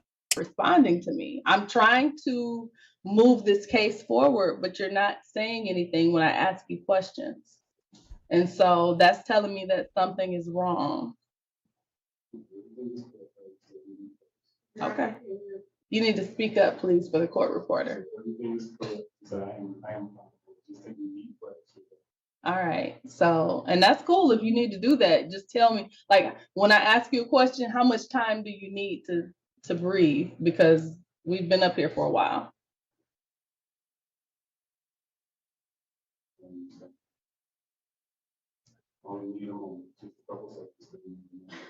All right. You know what? I'm going to pass on this matter. Please go to room 417 to speak to a defense attorney. Okay. Another one. Sorowski, I'll recall the matter. Room 417, sir. I'm sorry. You refuse the defense attorney? Okay. All right. I'm passing on the matter anyway. Have a seat, please. Thank you. Oh, okay. That explains a lot then, Facts or Frauds. You edited out 45 minutes of his breathing and just staring at the judge. I feel like you could have kept a little bit of it, or at the very least, like, fast forwarded it so that we could get the impression of why the judge is like, okay, we're sending you out to the breakout room. Because I was wondering about what was going on here. But okay, but that makes sense then. Like, if this guy is just like staring into the void and giving the 1,000-yard stare for like 5 minutes, then yeah, I understand why the judge is like, okay, you guys go figure something out. Much later. All right, I'm recalling it. Recalling case number 233500520, Peter Sorowski versus Jamel Crowell of 5351 Helen Street in the city of Detroit. This is a recall of a complaint for non-payment of rent. The matter is set for pre-trial. Sir, can I have your name one more time? Peter Sorowski. Thank you for your patience today, Mr. Sorowski. The court notes that the defendant was present. I just saw him up to maybe about 15 minutes ago. This matter was scheduled for. I feel weird for doing it, but I ended up for. Well, all I'm saying, like, it's just like again, constructive criticism of the fact that you do edit videos and upload it means you're better than me. I'm a lazy ass who does live streaming. All right, so far be it from me. But I feel like it would better convey to the viewer, like, of what he's doing if instead of just a jump cut, you did like a fast forward of like the 5 minutes of just silence and him just staring and not saying anything. 9:30. The court called. Like if you did like 5x or 10x speed. The defendant was present. The defendant placed his name on the record. The defendant also took an oath to give truthful testimony. And what about Nightwolf says, what about Canada? What about Canada? You mean America's hat? The country we should have annexed a long time ago? What about it? And when the court gave the defendant an opportunity to refute the plaintiff's statements as to rent that was owed. The defendant did present a screenshot of, it looks like, the city of Detroit's rental map website, which shows properties that are in compliance or not in compliance with the city of Detroit's rental ordinance, which does require that property be registered and that the owner have a certificate of compliance in order to place someone in the property and to collect rent. When I asked Mr. Crowell if he placed the rent in escrow, instead of answering me, he started to breathe deeply and stare at me. And so I asked Mr. Crowell if he needed a moment to, gather himself. Sometimes people get nervous or whatever. He kept saying that he did not need a moment, but every time I asked him a question, he would start breathing deeply and stare at me. And so I passed on the matter to allow him to gather his thoughts. I just recall the matter. He is not here. I will state that in response to Mr. Crowell's legal defense that the plaintiff is not in compliance with the city's rental ordinance. There's a section of the ordinance that require, I'll just read it. It says, notwithstanding section 8-15-35D of this code and subject to subsections E and F of this section, it shall be unlawful for an owner to allow any unoccupied rental property to be occupied or to collect rent from a tenant for occupancy of a rental property during or for any time in which there is not a valid certificate of compliance for the rental property. It then goes on to say that tenants of an occupied rental property that lacks a certificate of compliance SB for thinking of a $4.99 super chat. Thank you. Into an escrow account, which is established by the Buildings, Safety, Engineering, and Environmental Department with a third-party financial institution. If the owner of the rental property obtains a certificate of compliance within the first 90 days in which payments are made into the escrow account, the rent in the escrow account shall be paid to the owner, less the actual administrative fee charged by the third-party financial institution. And then it says if the owner fails to obtain a certificate of compliance within those first 90 days, the rent in the escrow account shall be paid at the end of those 90 days to the tenant, less the actual administrative fee charged by the third-party financial institution. The ordinance goes on and on. Basically what this is there is an obligation, sir, as a landlord upon you to get your property registered and to obtain a certificate of compliance with the city of Detroit. You are not supposed to place anyone in your house until you've done that, and you are not supposed to collect rent from anyone until you've done that. But the ordinance also requires the tenants, if they learn that the So it sounds like the landlord done goofed by not putting their property up to code. Property lacks the certificate of compliance, the ordinance, as I interpret it, requires the tenants to place the rental amount into an escrow account. I do think I asked Mr. Crowell if he had done that, and that's when I did not receive. So she's saying that but the problem is the tenant is supposed to put their money in an escrow account, which obviously this guy did. He just straight up didn't bother to pay rent at all instead of putting anything in an escrow. A response. And so the court, I wish he was here so that I could question him again. Mr. Sorowski, are you aware of the tenant paying the... Okay, you're right. Okay, Gary, you're right. I should have said like up to code, but he did not have permission to rent out the place in the first instance. But regardless, yeah. A rental amount into an escrow account. Okay, so I'm going to enter a judgment.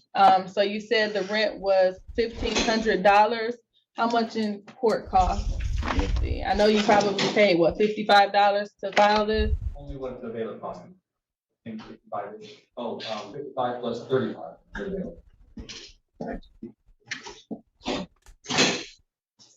So that takes. Right. So the idea, Kova, is that if there's a finding that this guy is not supposed to be renting until he gets his place up to snuff, the tenant is supposed to pay rent into an escrow account. But if and if the landlord doesn't put the property in compliance within 90 days, the tenants get that money.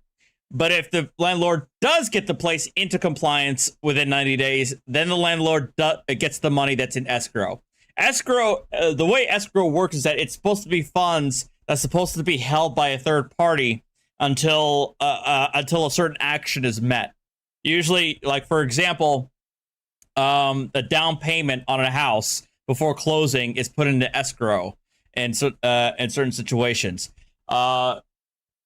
Or, for example, like when I'm paying prepaying my taxes, my property taxes, I pay property taxes to my lender, my mortgage, to the mortgage company or the mortgage servicer. They hold that portion of my mortgage that's for taxes in escrow until it's tax time, until it's time for it to be due, and then the lender pays my property taxes. That's what it means by escrow. Takes us to $1,590. So the court is going to enter a default judgment because I did pass on this matter and I don't know where the defendant went. And oh wait, here he comes. Okay, sir, can you come step to the podium? You're just in time. Uh-oh, he's just in time. Hold on, I gotta go find where the other kitty went. Where'd Archer go? Hold on.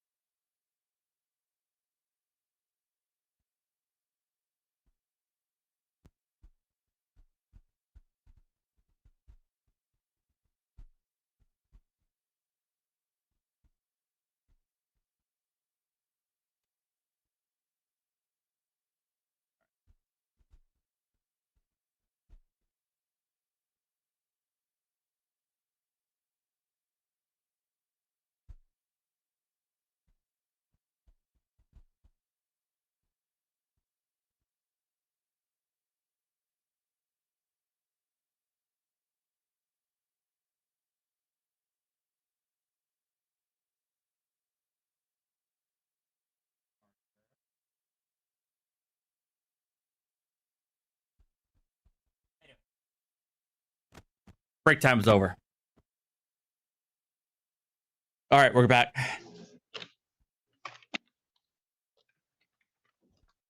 Hello again, sir. Can you state your name?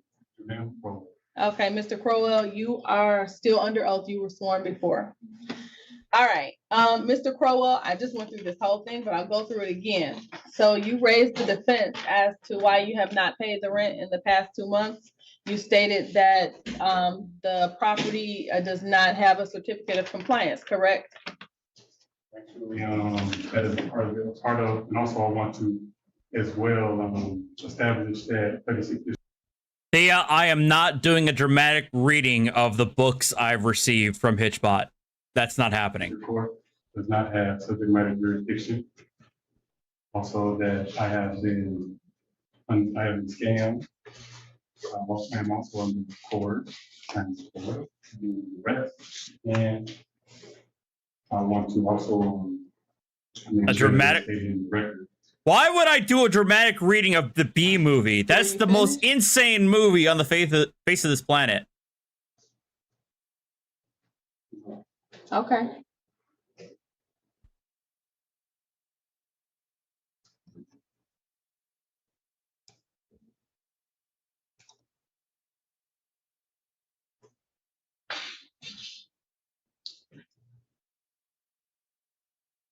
And because there is no subject matter jurisdiction that is established, I do not apply, and I'm not ready. There's a dollar amount that would get you to read those books on stream. Yeah, no, it would take a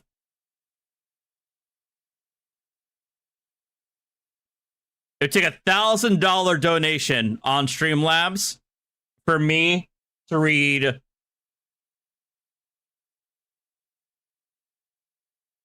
half of one of those books. Half of one of those books. $1,000 on stream. You have my rights as well.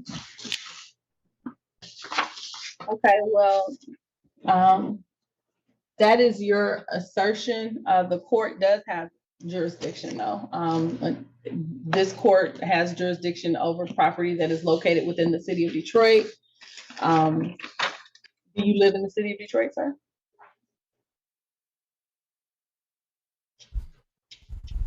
That's a yes or no question. Do you live in the city of Detroit?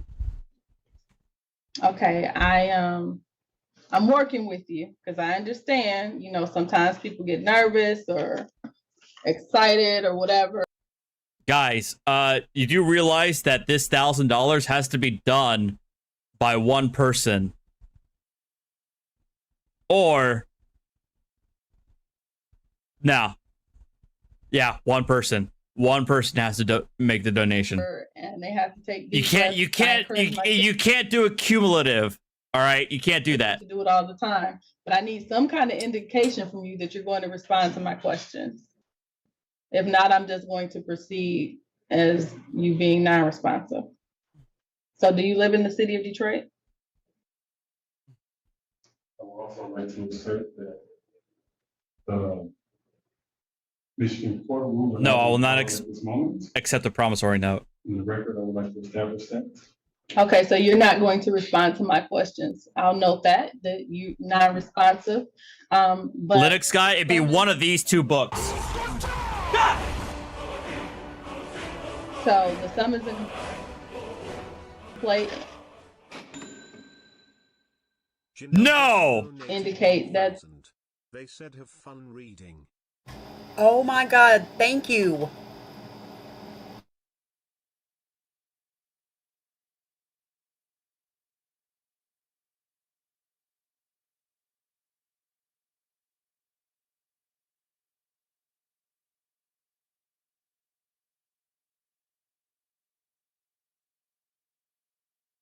What? No way. No. No. No. No, this is no, this is a chargeback. This is absolutely a charge. No. No. No, no. No.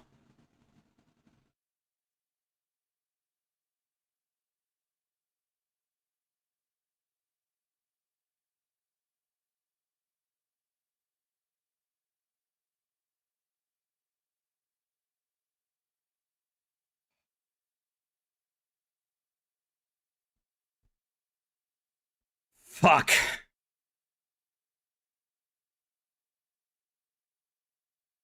Okay, well, hold on. Before this, hold on. Hold on, I'm checking my PayPal first. I'm checking to see if this actually is legit.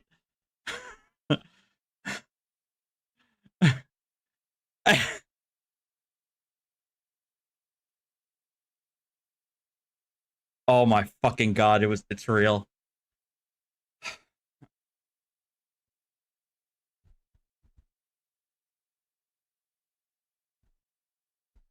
Well, hold on. Give me 1 second.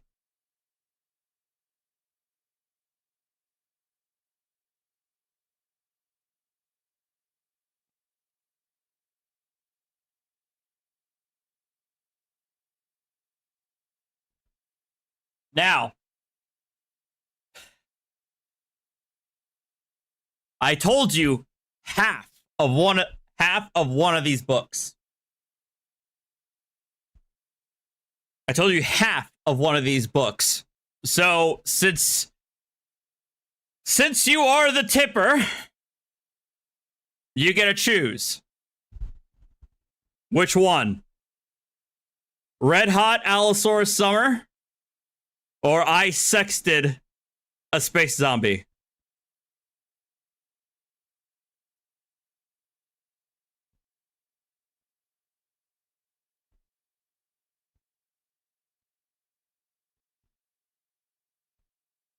Janelle's choice.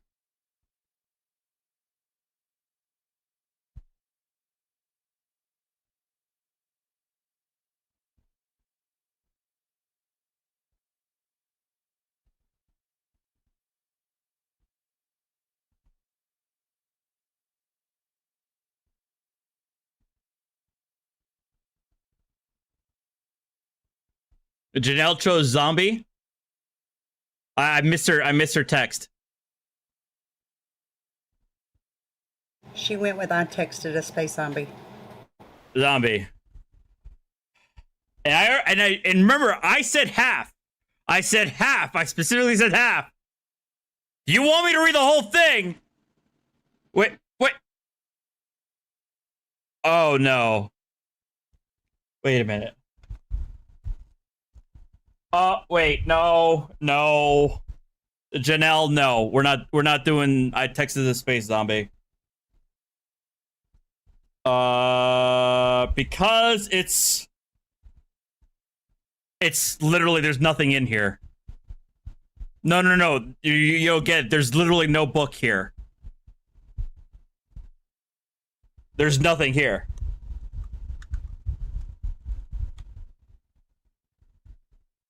I didn't even open it up. So, except for this is the only page. This is the only page on the entire book. So, however,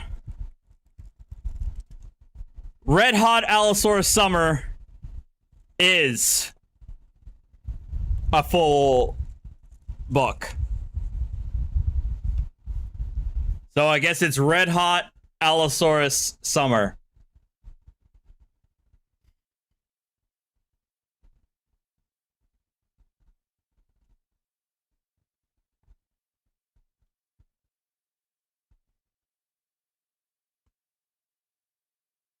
I'm sure somebody's going to be able to clip this entire event. Actually, Mandy, go ahead and do that.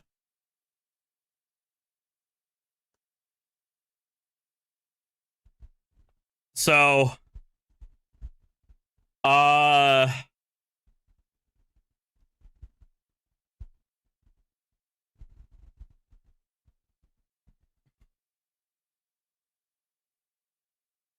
said half, but if you really want me to read the whole thing, it's another $1,000.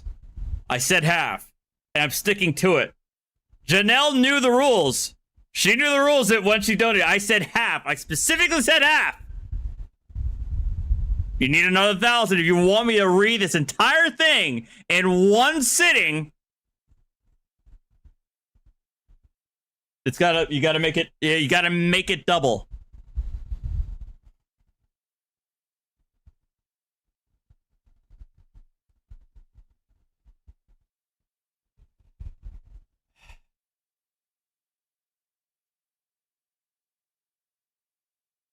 And because it's one page, I'll read the only page of this synopsis anyway. In terms of when am I doing this? Thank you, Tammy, for the $2 super chat.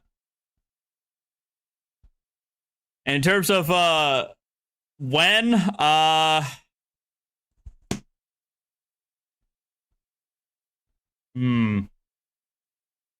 it'll be soon. I'll probably be either this weekend or next week. When I'm on vacation. Actually, that's the perfect time when I'll have all the time in the world to do it. and to set everything up. So, yeah, either this weekend or next week, I'll do a dramatic reading of Wet Hot Allosaurus Summer.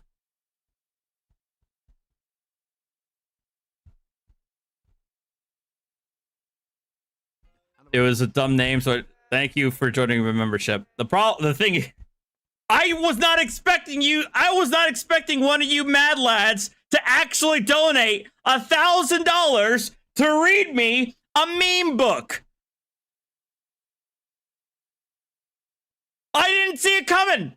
I did not expect it to happen. So you're right. Next time I'm gonna have to raise the stakes to like $5,000 in order for me to do this. But I gotta do it. I have integrity.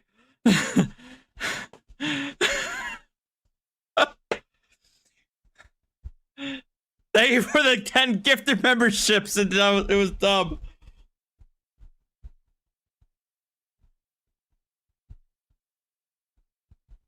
Oh. And there was much rejoicing.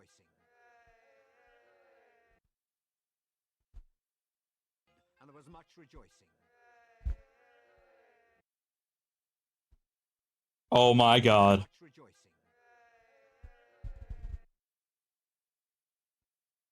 And there was much rejoicing.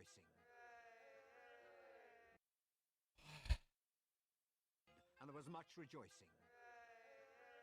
Well, the thing is, Father and Brad. Yeah, it. And there was much rejoicing. Oh my God, no! And there was much rejoicing. There's a lot of euphemisms in the way this book operates. So. And there was much rejoicing. Jesus Christ. I can't believe it. And there was much rejoicing. I'm gonna have to make this members only. Oh God! Oh no! Oh, please tell me this is not. Oh, this is before halfway. For the people in chat asking, no, it's not going to cause a copyright strike if he gives commentary. Yeah, I'll give commentary for sure.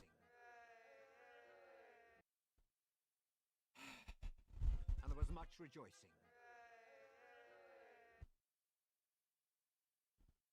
Yeah, okay.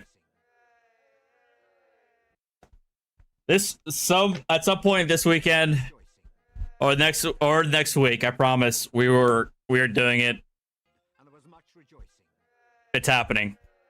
I am a man of my word, okay? It's happening. There was much rejoicing. Ugh.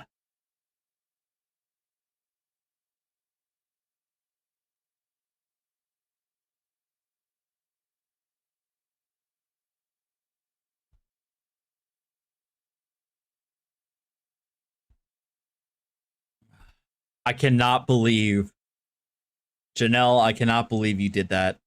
What the hell is wrong with you? What the hell is wrong with you?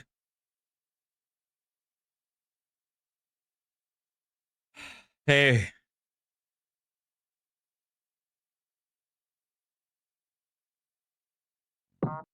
I have a censor button ready and waiting. Don't worry about that.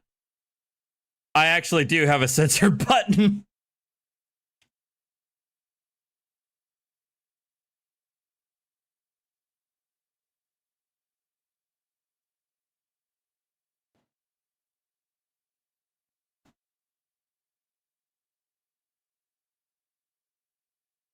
Was that 18 something?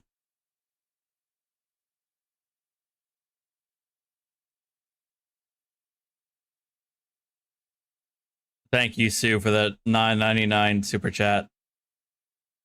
Again, people are crazy enough to spend money on e-girls bathwater, so nothing's shocking. I mean, fair, but I'm not an e-girl. I am a random I'm a random, like, 14,800 sub Andy on the internet. I wasn't expecting somebody to have deep enough pockets that they're willing to drop 1K for me to do a dramatic reading of a dinosaur, a dinosaur Harlequin novel.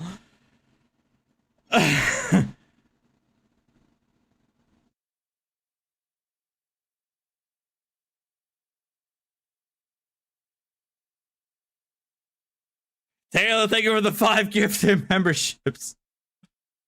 And there was much rejoicing.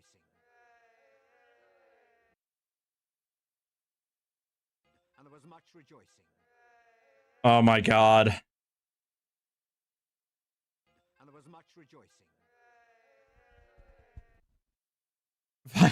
Becky, thank you for the £5 super chat. And suddenly, Artie discovers the power of verbal contracts. And there was much rejoicing. I'm not selling that. Oh, that's... Oh. Ugh. Why is this not working? Anyway, I do have a rapid fire sensor beep. Just in case. Anyway, let's finish the rest of this video. Established here as far as the contract that this whole case is established. I cannot believe this is. I can't believe this is happening. Sir, you were living in the house and rent is owed. Whether the contract says it's California law or Michigan law or whatever, you are in Michigan. The house is in Michigan. The house is in Detroit. You've been living in the house. You owe rent. Now, I am aware of your defense that the property is not in compliance. And as I stated before, I'll read to you what I just read on the record before you came back into the courtroom. Thank you, Tiki, for the $5 super chat. I think I asked you if you were placing the rent into escrow. I need to know, have you been placing the rent into Already seen your escrow? feet just go over the e-guy stuff. So that is why rent has not been paid. How were you scammed, sir? Because the rental agreement is from another state, and the state in which the rental agreement is actually exercised in is different than the state of the governing law. I need to be drunk. That's not germane here. I mean, if I'm going to do this. You're under contract. You are under contract to pay rent. And so I guess I should ask you, how would you like to see this case be resolved? I demand the case be dismissed. Based on the fact that you entered into a contract that you're saying is to be interpreted under California law? Is that why? Because the 36th District Court does not have jurisdiction over California law or contracts that are in California. But 36th District Court does have jurisdiction over property that is located in the city of Detroit. True. And the property is located in the city of Detroit. And so you are living in this man's house, but you don't want to pay rent, is what I'm gathering. Where is the halfway point? Are you planning on moving out of the house?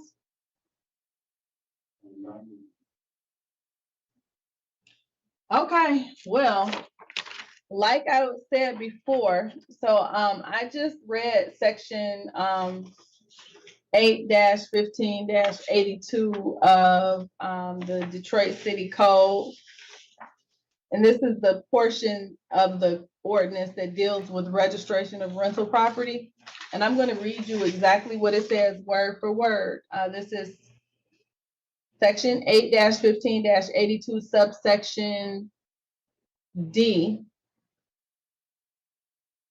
It says, notwithstanding section 8-1535D of this code and subject to subsections E and F of this section, it shall be unlawful for an owner to allow any unoccupied rental property to be occupied or to collect rent from a tenant for occupancy of a rental property during or for any time in which there is not valid certificate of compliance for the rental property. Tenants of an occupied rental property that lacks a certificate of compliance shall pay the rent that would otherwise have been due into an escrow account, which is established by the Building Safety Engineering and Environmental Department with a third-party financial institution.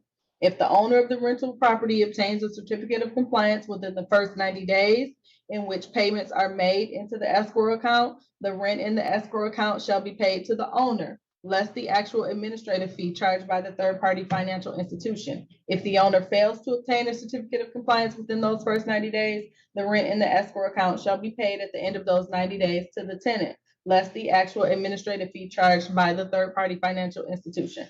So it says thereafter the tenant shall continue paying rent into the escrow account until the owner obtains a certificate of compliance. And this goes on and on and on. You can look up the ordinance on the website if you like. But basically what that means is, sir, although the plaintiff is under an obligation to obtain a certificate of compliance, you are also under an obligation. If he doesn't have the certificate of compliance, you are under an obligation to pay the amount of rent into the city's VC'd escrow. And that is why I asked you if you have been paying into the city's VC'd escrow. And even on this evidence that you submitted to the court, which is a screenshot of the rental map from the city of Detroit's, I guess it's their, it's their rental map. It shows the compliance status. It does show that this property located at 1 Helen Street is not in compliance, but there is a section, it shows that you could apply for a rental escrow program. Have you done that, sir? That's just a yes or no. Yeah, use that deep breathing so when you have to move out. That's coming soon. Okay, again, I'm giving you an opportunity to get yourself together, but I'm taking that as non-responsive. You haven't presented any evidence that you have paid into the escrow amount. And so, you know, your defense, in order to assert this defense, there's a condition which you have to abide by. And I don't see any evidence. The condition that is set forth by the Detroit Rental Registration Ordinance. I'm going to issue a judgment. Sir, how long do you need to get out of the property? Either pay the $1,590 or vacate the property.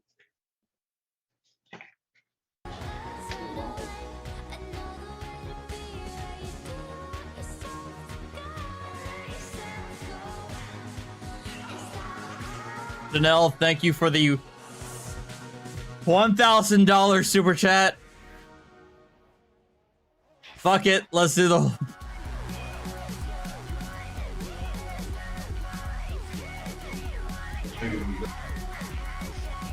Oh.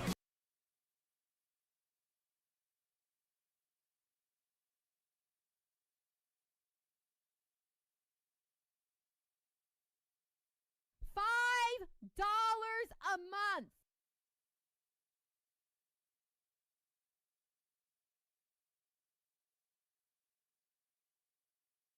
I guess we're doing I'll take this out. I'll leave her. Janelle, I cannot believe you. You are insane. Why are you doing this? But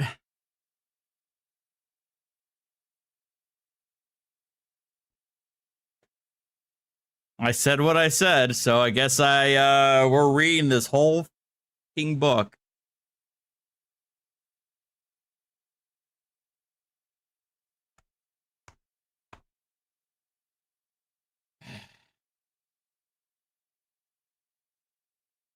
I need to stop setting donation goals.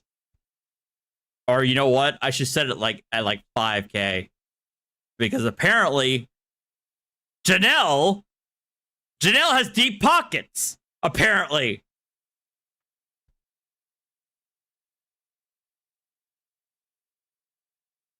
Well, if I'm being honest, Janelle, it's not like your tip is going to me. It's actually going likely to Archer's surgery.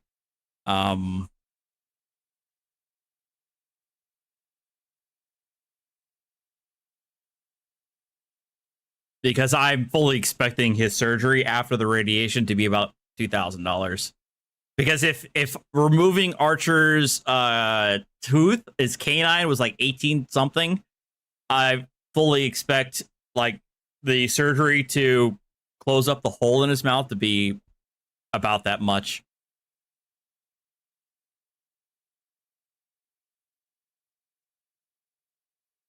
Well, I said I wanted to do something to help with the donation, so I guess this is what's happening.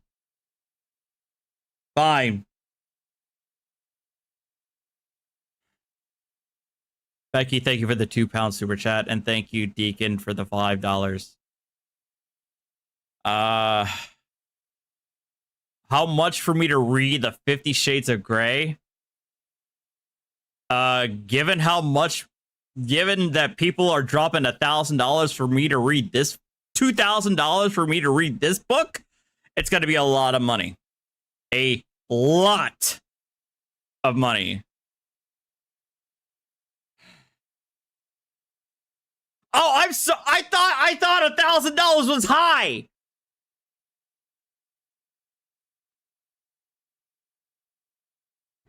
Anyway. I promise I'm going to give Janelle her money's worth. I don't know if I can do this in one sitting, because it's a lot of reading. It's a fair amount of reading, but it may take 2 streams, so probably split in half. But yeah, we'll do it. And I'll do them either, back to back, like in 2 nights, or at least within a week of each other, or something like that. I don't want to put it off like forever. What the hell is wrong with you? What is wrong with you, Janelle?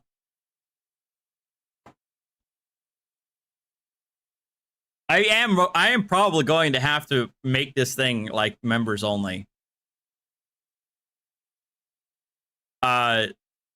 Afterwards, like post stream.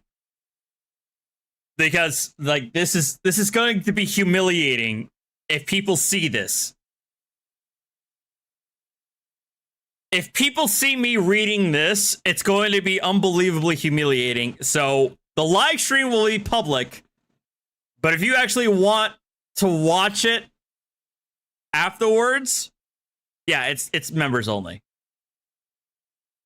So if you want other people to enjoy it, you're gonna have to give some memberships.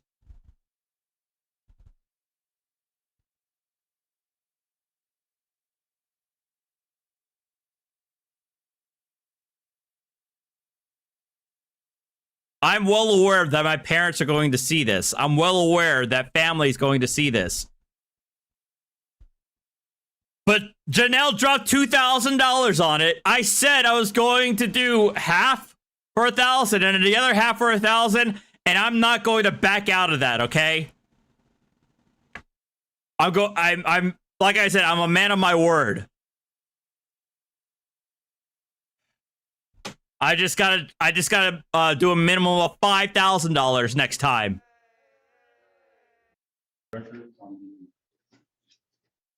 Oh my God! Thank all of you for the gifted memberships. Stop it! Stop gifting memberships.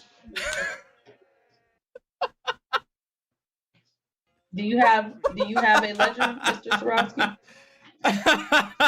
No, Do you have your screenshots from your payments, sir? Thank you, Sarthal. Thank you, Deacon. I was actually speaking to Mr. Thank you, Crowell. Mandy. You were looking Thomas. It was a dumb name, so I changed it. Thank you for the gift of membership. For your payment? much rejoicing. Oh my god.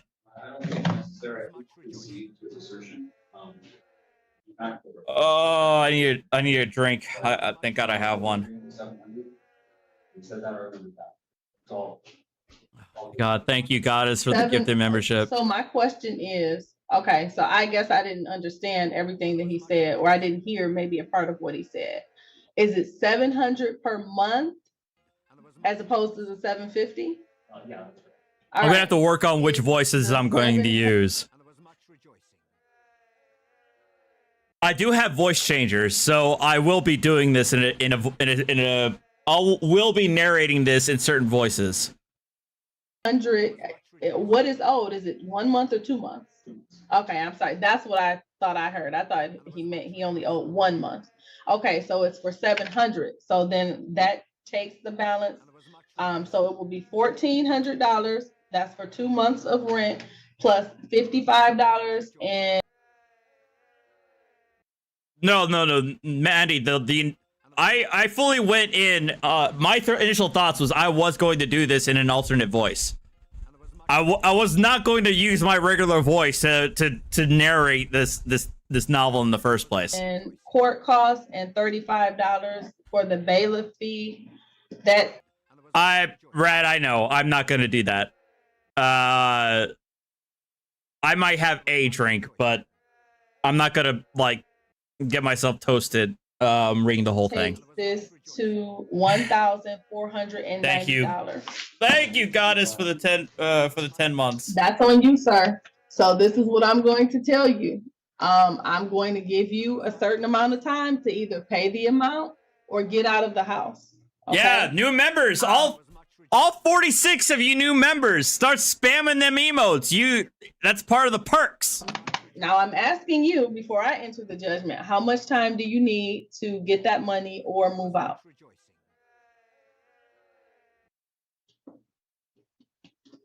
Okay, you said you weren't complying. I'll give you 21 days, sir. Your Honor, if I may. Yes. The property question is a duplex, and the tenant in the other unit has expressed the safety of the tenant, the tenant here. Apparently, he's developing a drug habit, and he's stealing electricity via an extension cord sneaked in through his basement, which has led to several face-to-face conversations. And there was much rejoicing.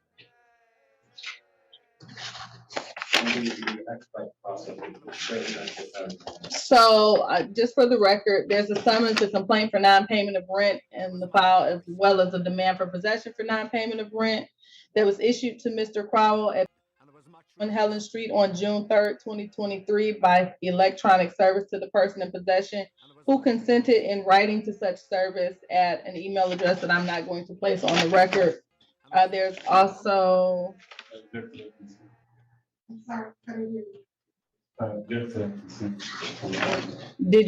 didn't give him consent for that? Did he give you consent to serve him with the demand for possession by email? Sorry. Yeah, via text. Do you have that? I need to see it.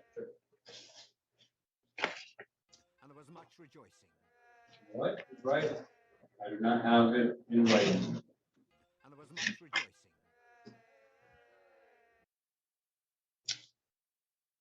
And there was much rejoicing. The closest I have is Pedro. Just a heads up, I sent you that thing. Thanks, man. What is the appropriate beverage for dinosaur romance novel reading? I'm sure you could probably find a drink mix on we're YouTube. Back on the record. I'm sorry. You caught all that? Okay, thank you, Madam Court Reporter. Oh my goodness gracious. Zarthal, thank you for another 20 gifted memberships. And there was much rejoicing. You sent it by email though. Yes. And there was much rejoicing. When did you mail it, sir? And there was much Memory serves around the 3rd or 4th. Did you receive it in the mail, sir? And there was much rejoicing. You don't know, huh? Yeah, well, maybe you better start remembering. Okay, I'm finding. It was a that dumb name, so I changed it to give them 5 more gifted memberships. So, I'm gonna have to pet the boys a lot now.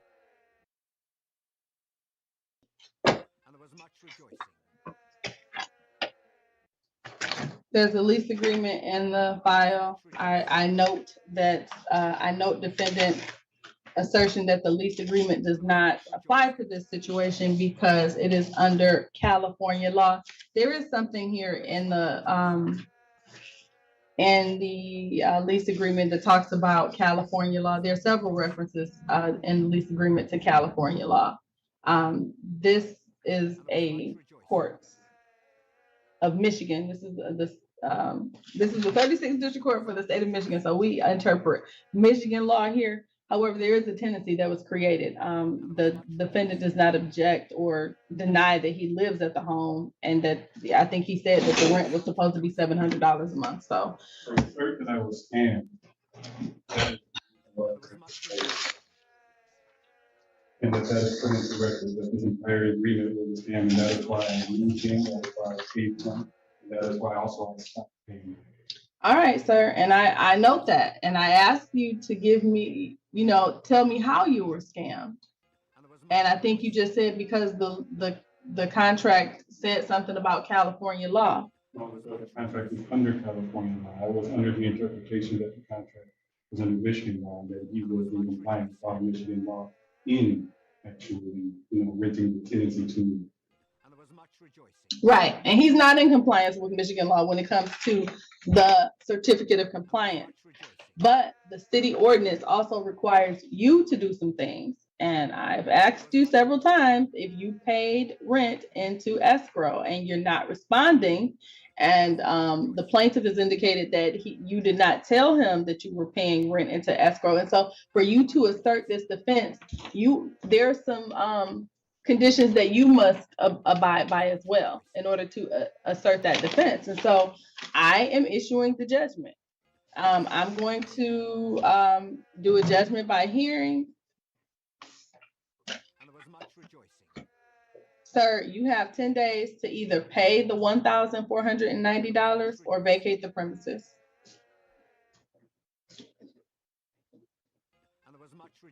If you do not either pay $1,000, Goats, thank you for becoming a member, or move out by August 4th, 2023, the plaintiff can come to court and ask for an eviction writ. Once the court signs off on the eviction writ, that gives the plaintiff the authority to send really, a Nathan? bailiff out to the property with the dumpster to set your personal belongings into the street. Okay? In order to avoid that, you need to pay the amount stated on the record, the $1,490, or move by August 4th. That is the judgment of this court. So you have until August 4th to appeal this judgment. Do you have a judgment, a proposed judgment, Mr. Sorowski? No, I find that fair. I didn't hear the last part. Oh, I find it fair. Oh, no, I said, do you have a proposed judgment? Do you have the actual document? Because I issued the judgment, but you have to bring me the judgment to sign off on. Oh, no, I'm ready right now. Okay, so you can get that from the second floor. If you can go get it and bring it back within the next at least 15 minutes, then I will sign off on it today. Sir, you can either wait on Mr. Sorowski to bring the judgment back for me to sign off on it, or you can receive it in the mail. That's the judgment of the court. You have 10 days to appeal. That concludes this matter. Thank you. Cat and Virginia, thank you for the $4.99 super chat. Cat and Virginia, I plan on having a beer and water, because if I'm going to be talking a lot, if I'm actually going to be narrating this thing, my throat's going to get tired and I'm going to need water to drink. You sure can. See you later, Tones. Well, I wanted to put it in the file. You don't want it to be in the court file? I just wanted you to call file, but also want to copy. All right, well, I only have one copy. I'll give it back to you if that's what you're requesting. Okay, have a good day. Thank you. 68992. And so there you have it. Yep. A huge thanks to our channel members, Robert Morley and D. Shout out to Facts or Frauds for the video.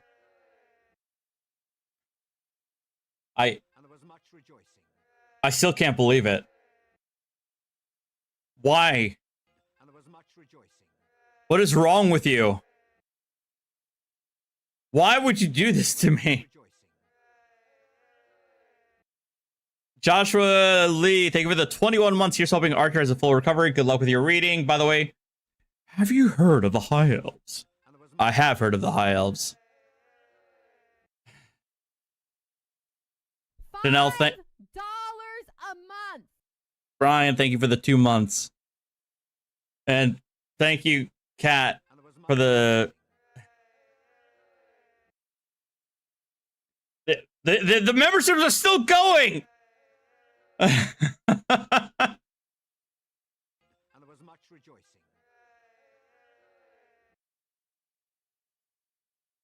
And there was much rejoicing.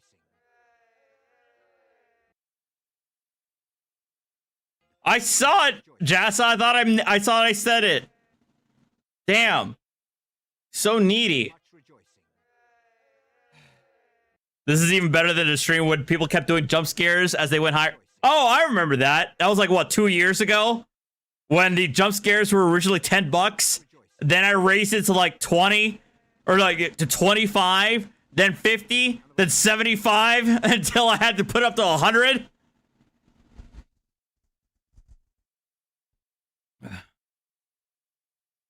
Thank you, Randy, for the $5 super chat. And there was much rejoicing.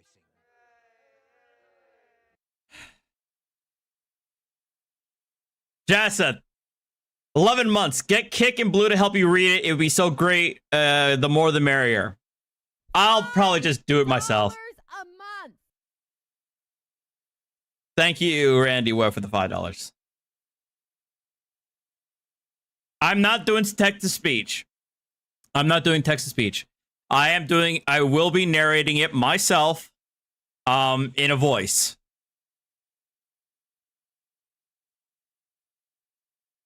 Anyway, we're gonna end it here.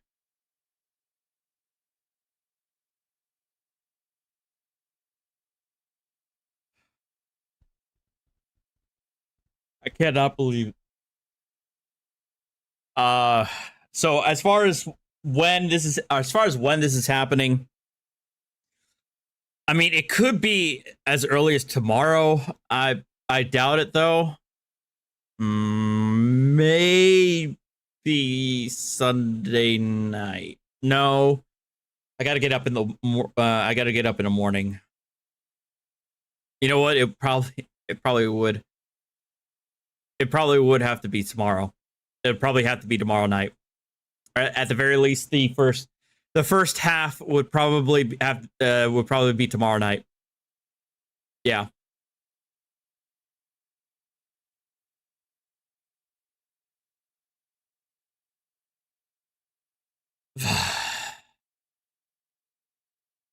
Yeah.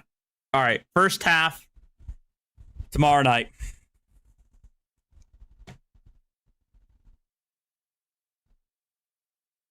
Anyway, we're gonna watch this because this is funny. We're gonna end it on a high note. Okay. This is actually funny as hell. So this is bank robber trying to escape police, falls through ceiling and into a recycling bin. That was great. I loved it. And there was much rejoicing.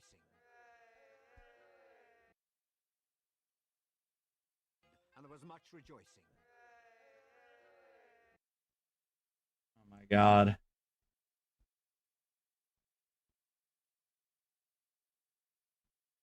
that it? We good? All right.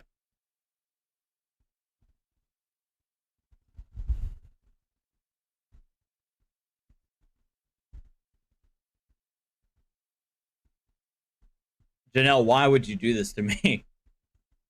I know I made the offer. But why?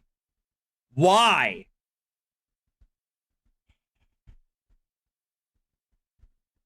Well, it's gonna go to Archer surgery. So at least it's going to a good place.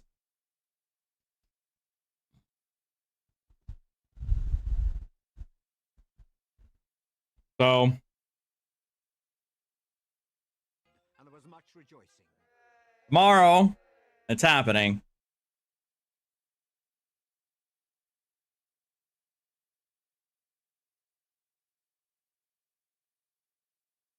If you I'm gonna have to put like some warnings that this is going to have some explicit content. So for you're forewarned here.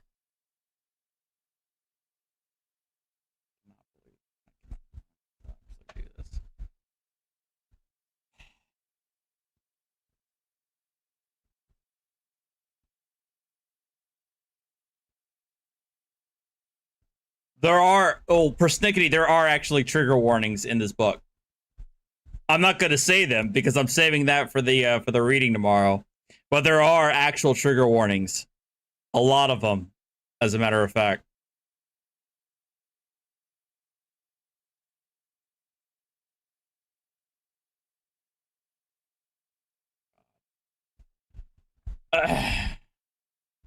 Deacon, thank you for the $2.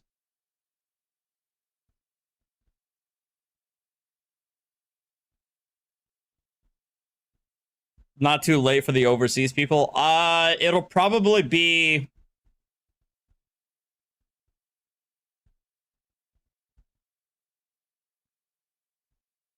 mm, 7 o'clock. 7 o'clock Eastern. In the afternoon?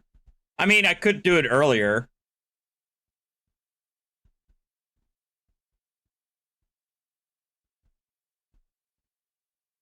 Well, Janelle, are you stateside? Well, Janelle, you're the one who paid for it. So what's the most convenient time for you? How about that?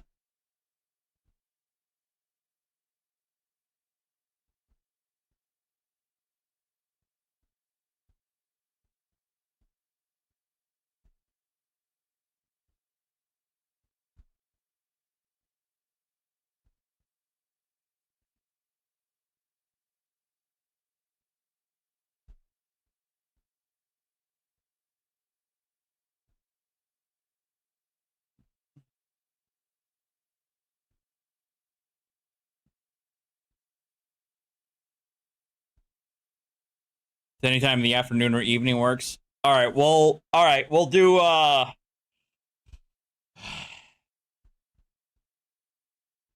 want to eat first.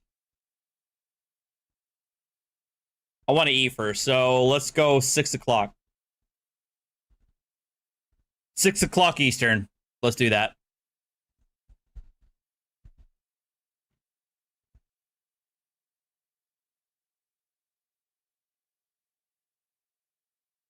That way I can eat dinner. So, all right. Thank you guys, as always, for your support. Thank you all for the memberships. Thank you, Janelle, for the $2,000 tip to get me to read a Harlequin novel involving a woman and a theropod.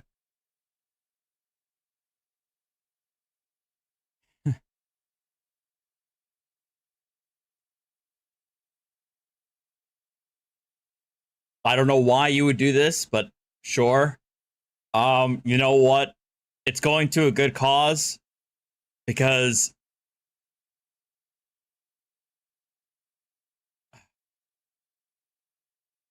ultimately it's going to go to help out Archer. Because like I said, I know that the money that we raised in the GoFundMe paid for the radiation treatments. It did not include the surgery that's going to happen to close up the mouth. So that's at least I could say that.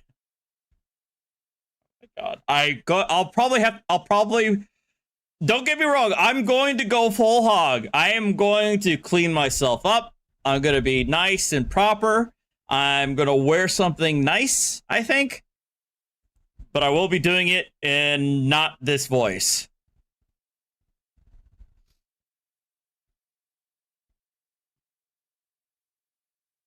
Maybe I'll have an AI background of like a fireplace or something like that behind me, to put in the to get in the right mood. I'm sure I could find that. I'm sure I could find that somewhere.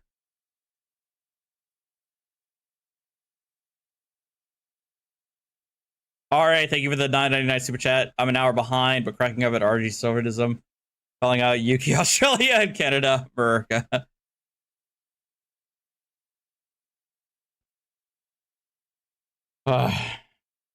I'm not smoking. I'm not putting on an ascot. All right, I'm not blue bacon, okay? I'm not going that far. Chill. All right, chill. I wish I could do it in Joe Biden's voice. You know, Brad, if I wanted to, I would do it in David Attenborough's voice, but it costs a lot. It costs money to use Attenborough's AI voice. It actually costs money, which sucks. So I have to use what I have available to me.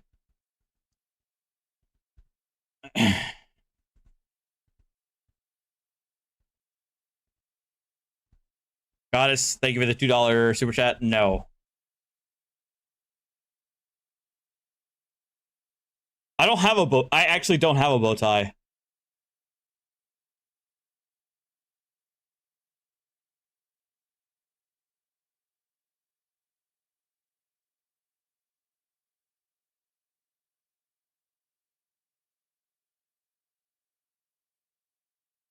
How much does it cost? Oh God, it's been a couple of weeks since I checked. Which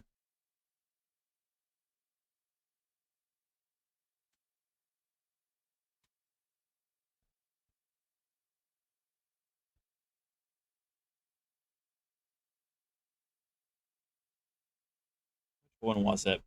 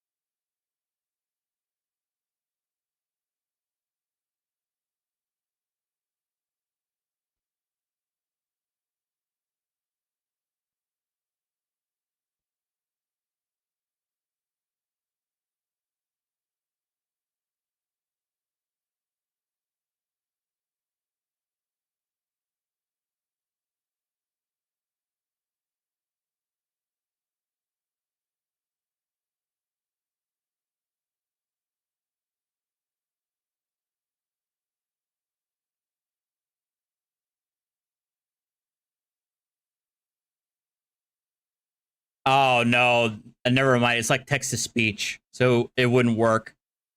I thought it was like an instantaneous voice changer, but it's text to speech, so it wouldn't work.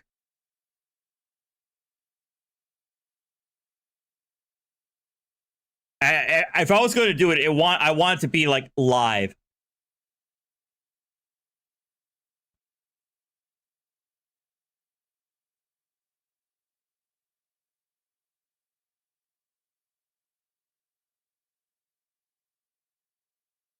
Oh wait, this one is real time.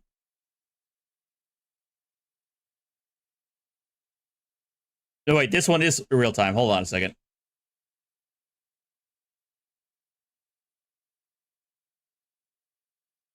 But how much?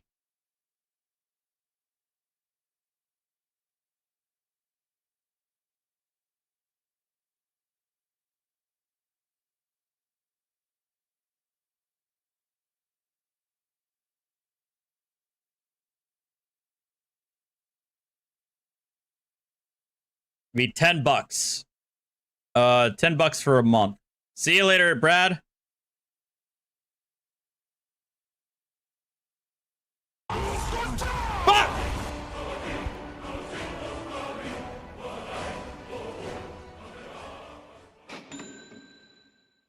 Sat Hale just donated 100. They said for the bow tie, smiley face, and pets for the kitties. Thank you, Brad, for the $100 tip. For me to get a bow tie? I have to figure out where to get one tomorrow. Well, I got more stuff I got to do tomorrow.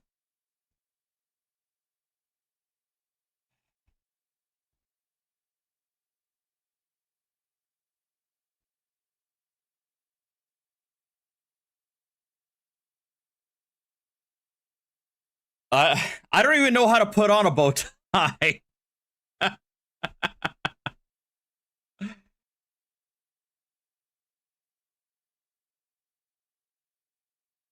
But it looks like the one that I looked up is $10 for a month to be able to use the real time.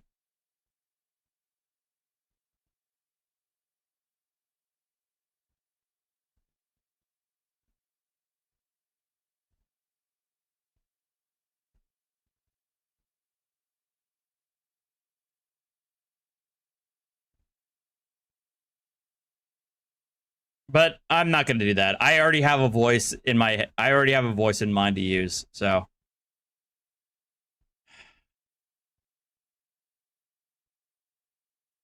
I know it was from Sathal, not Brad.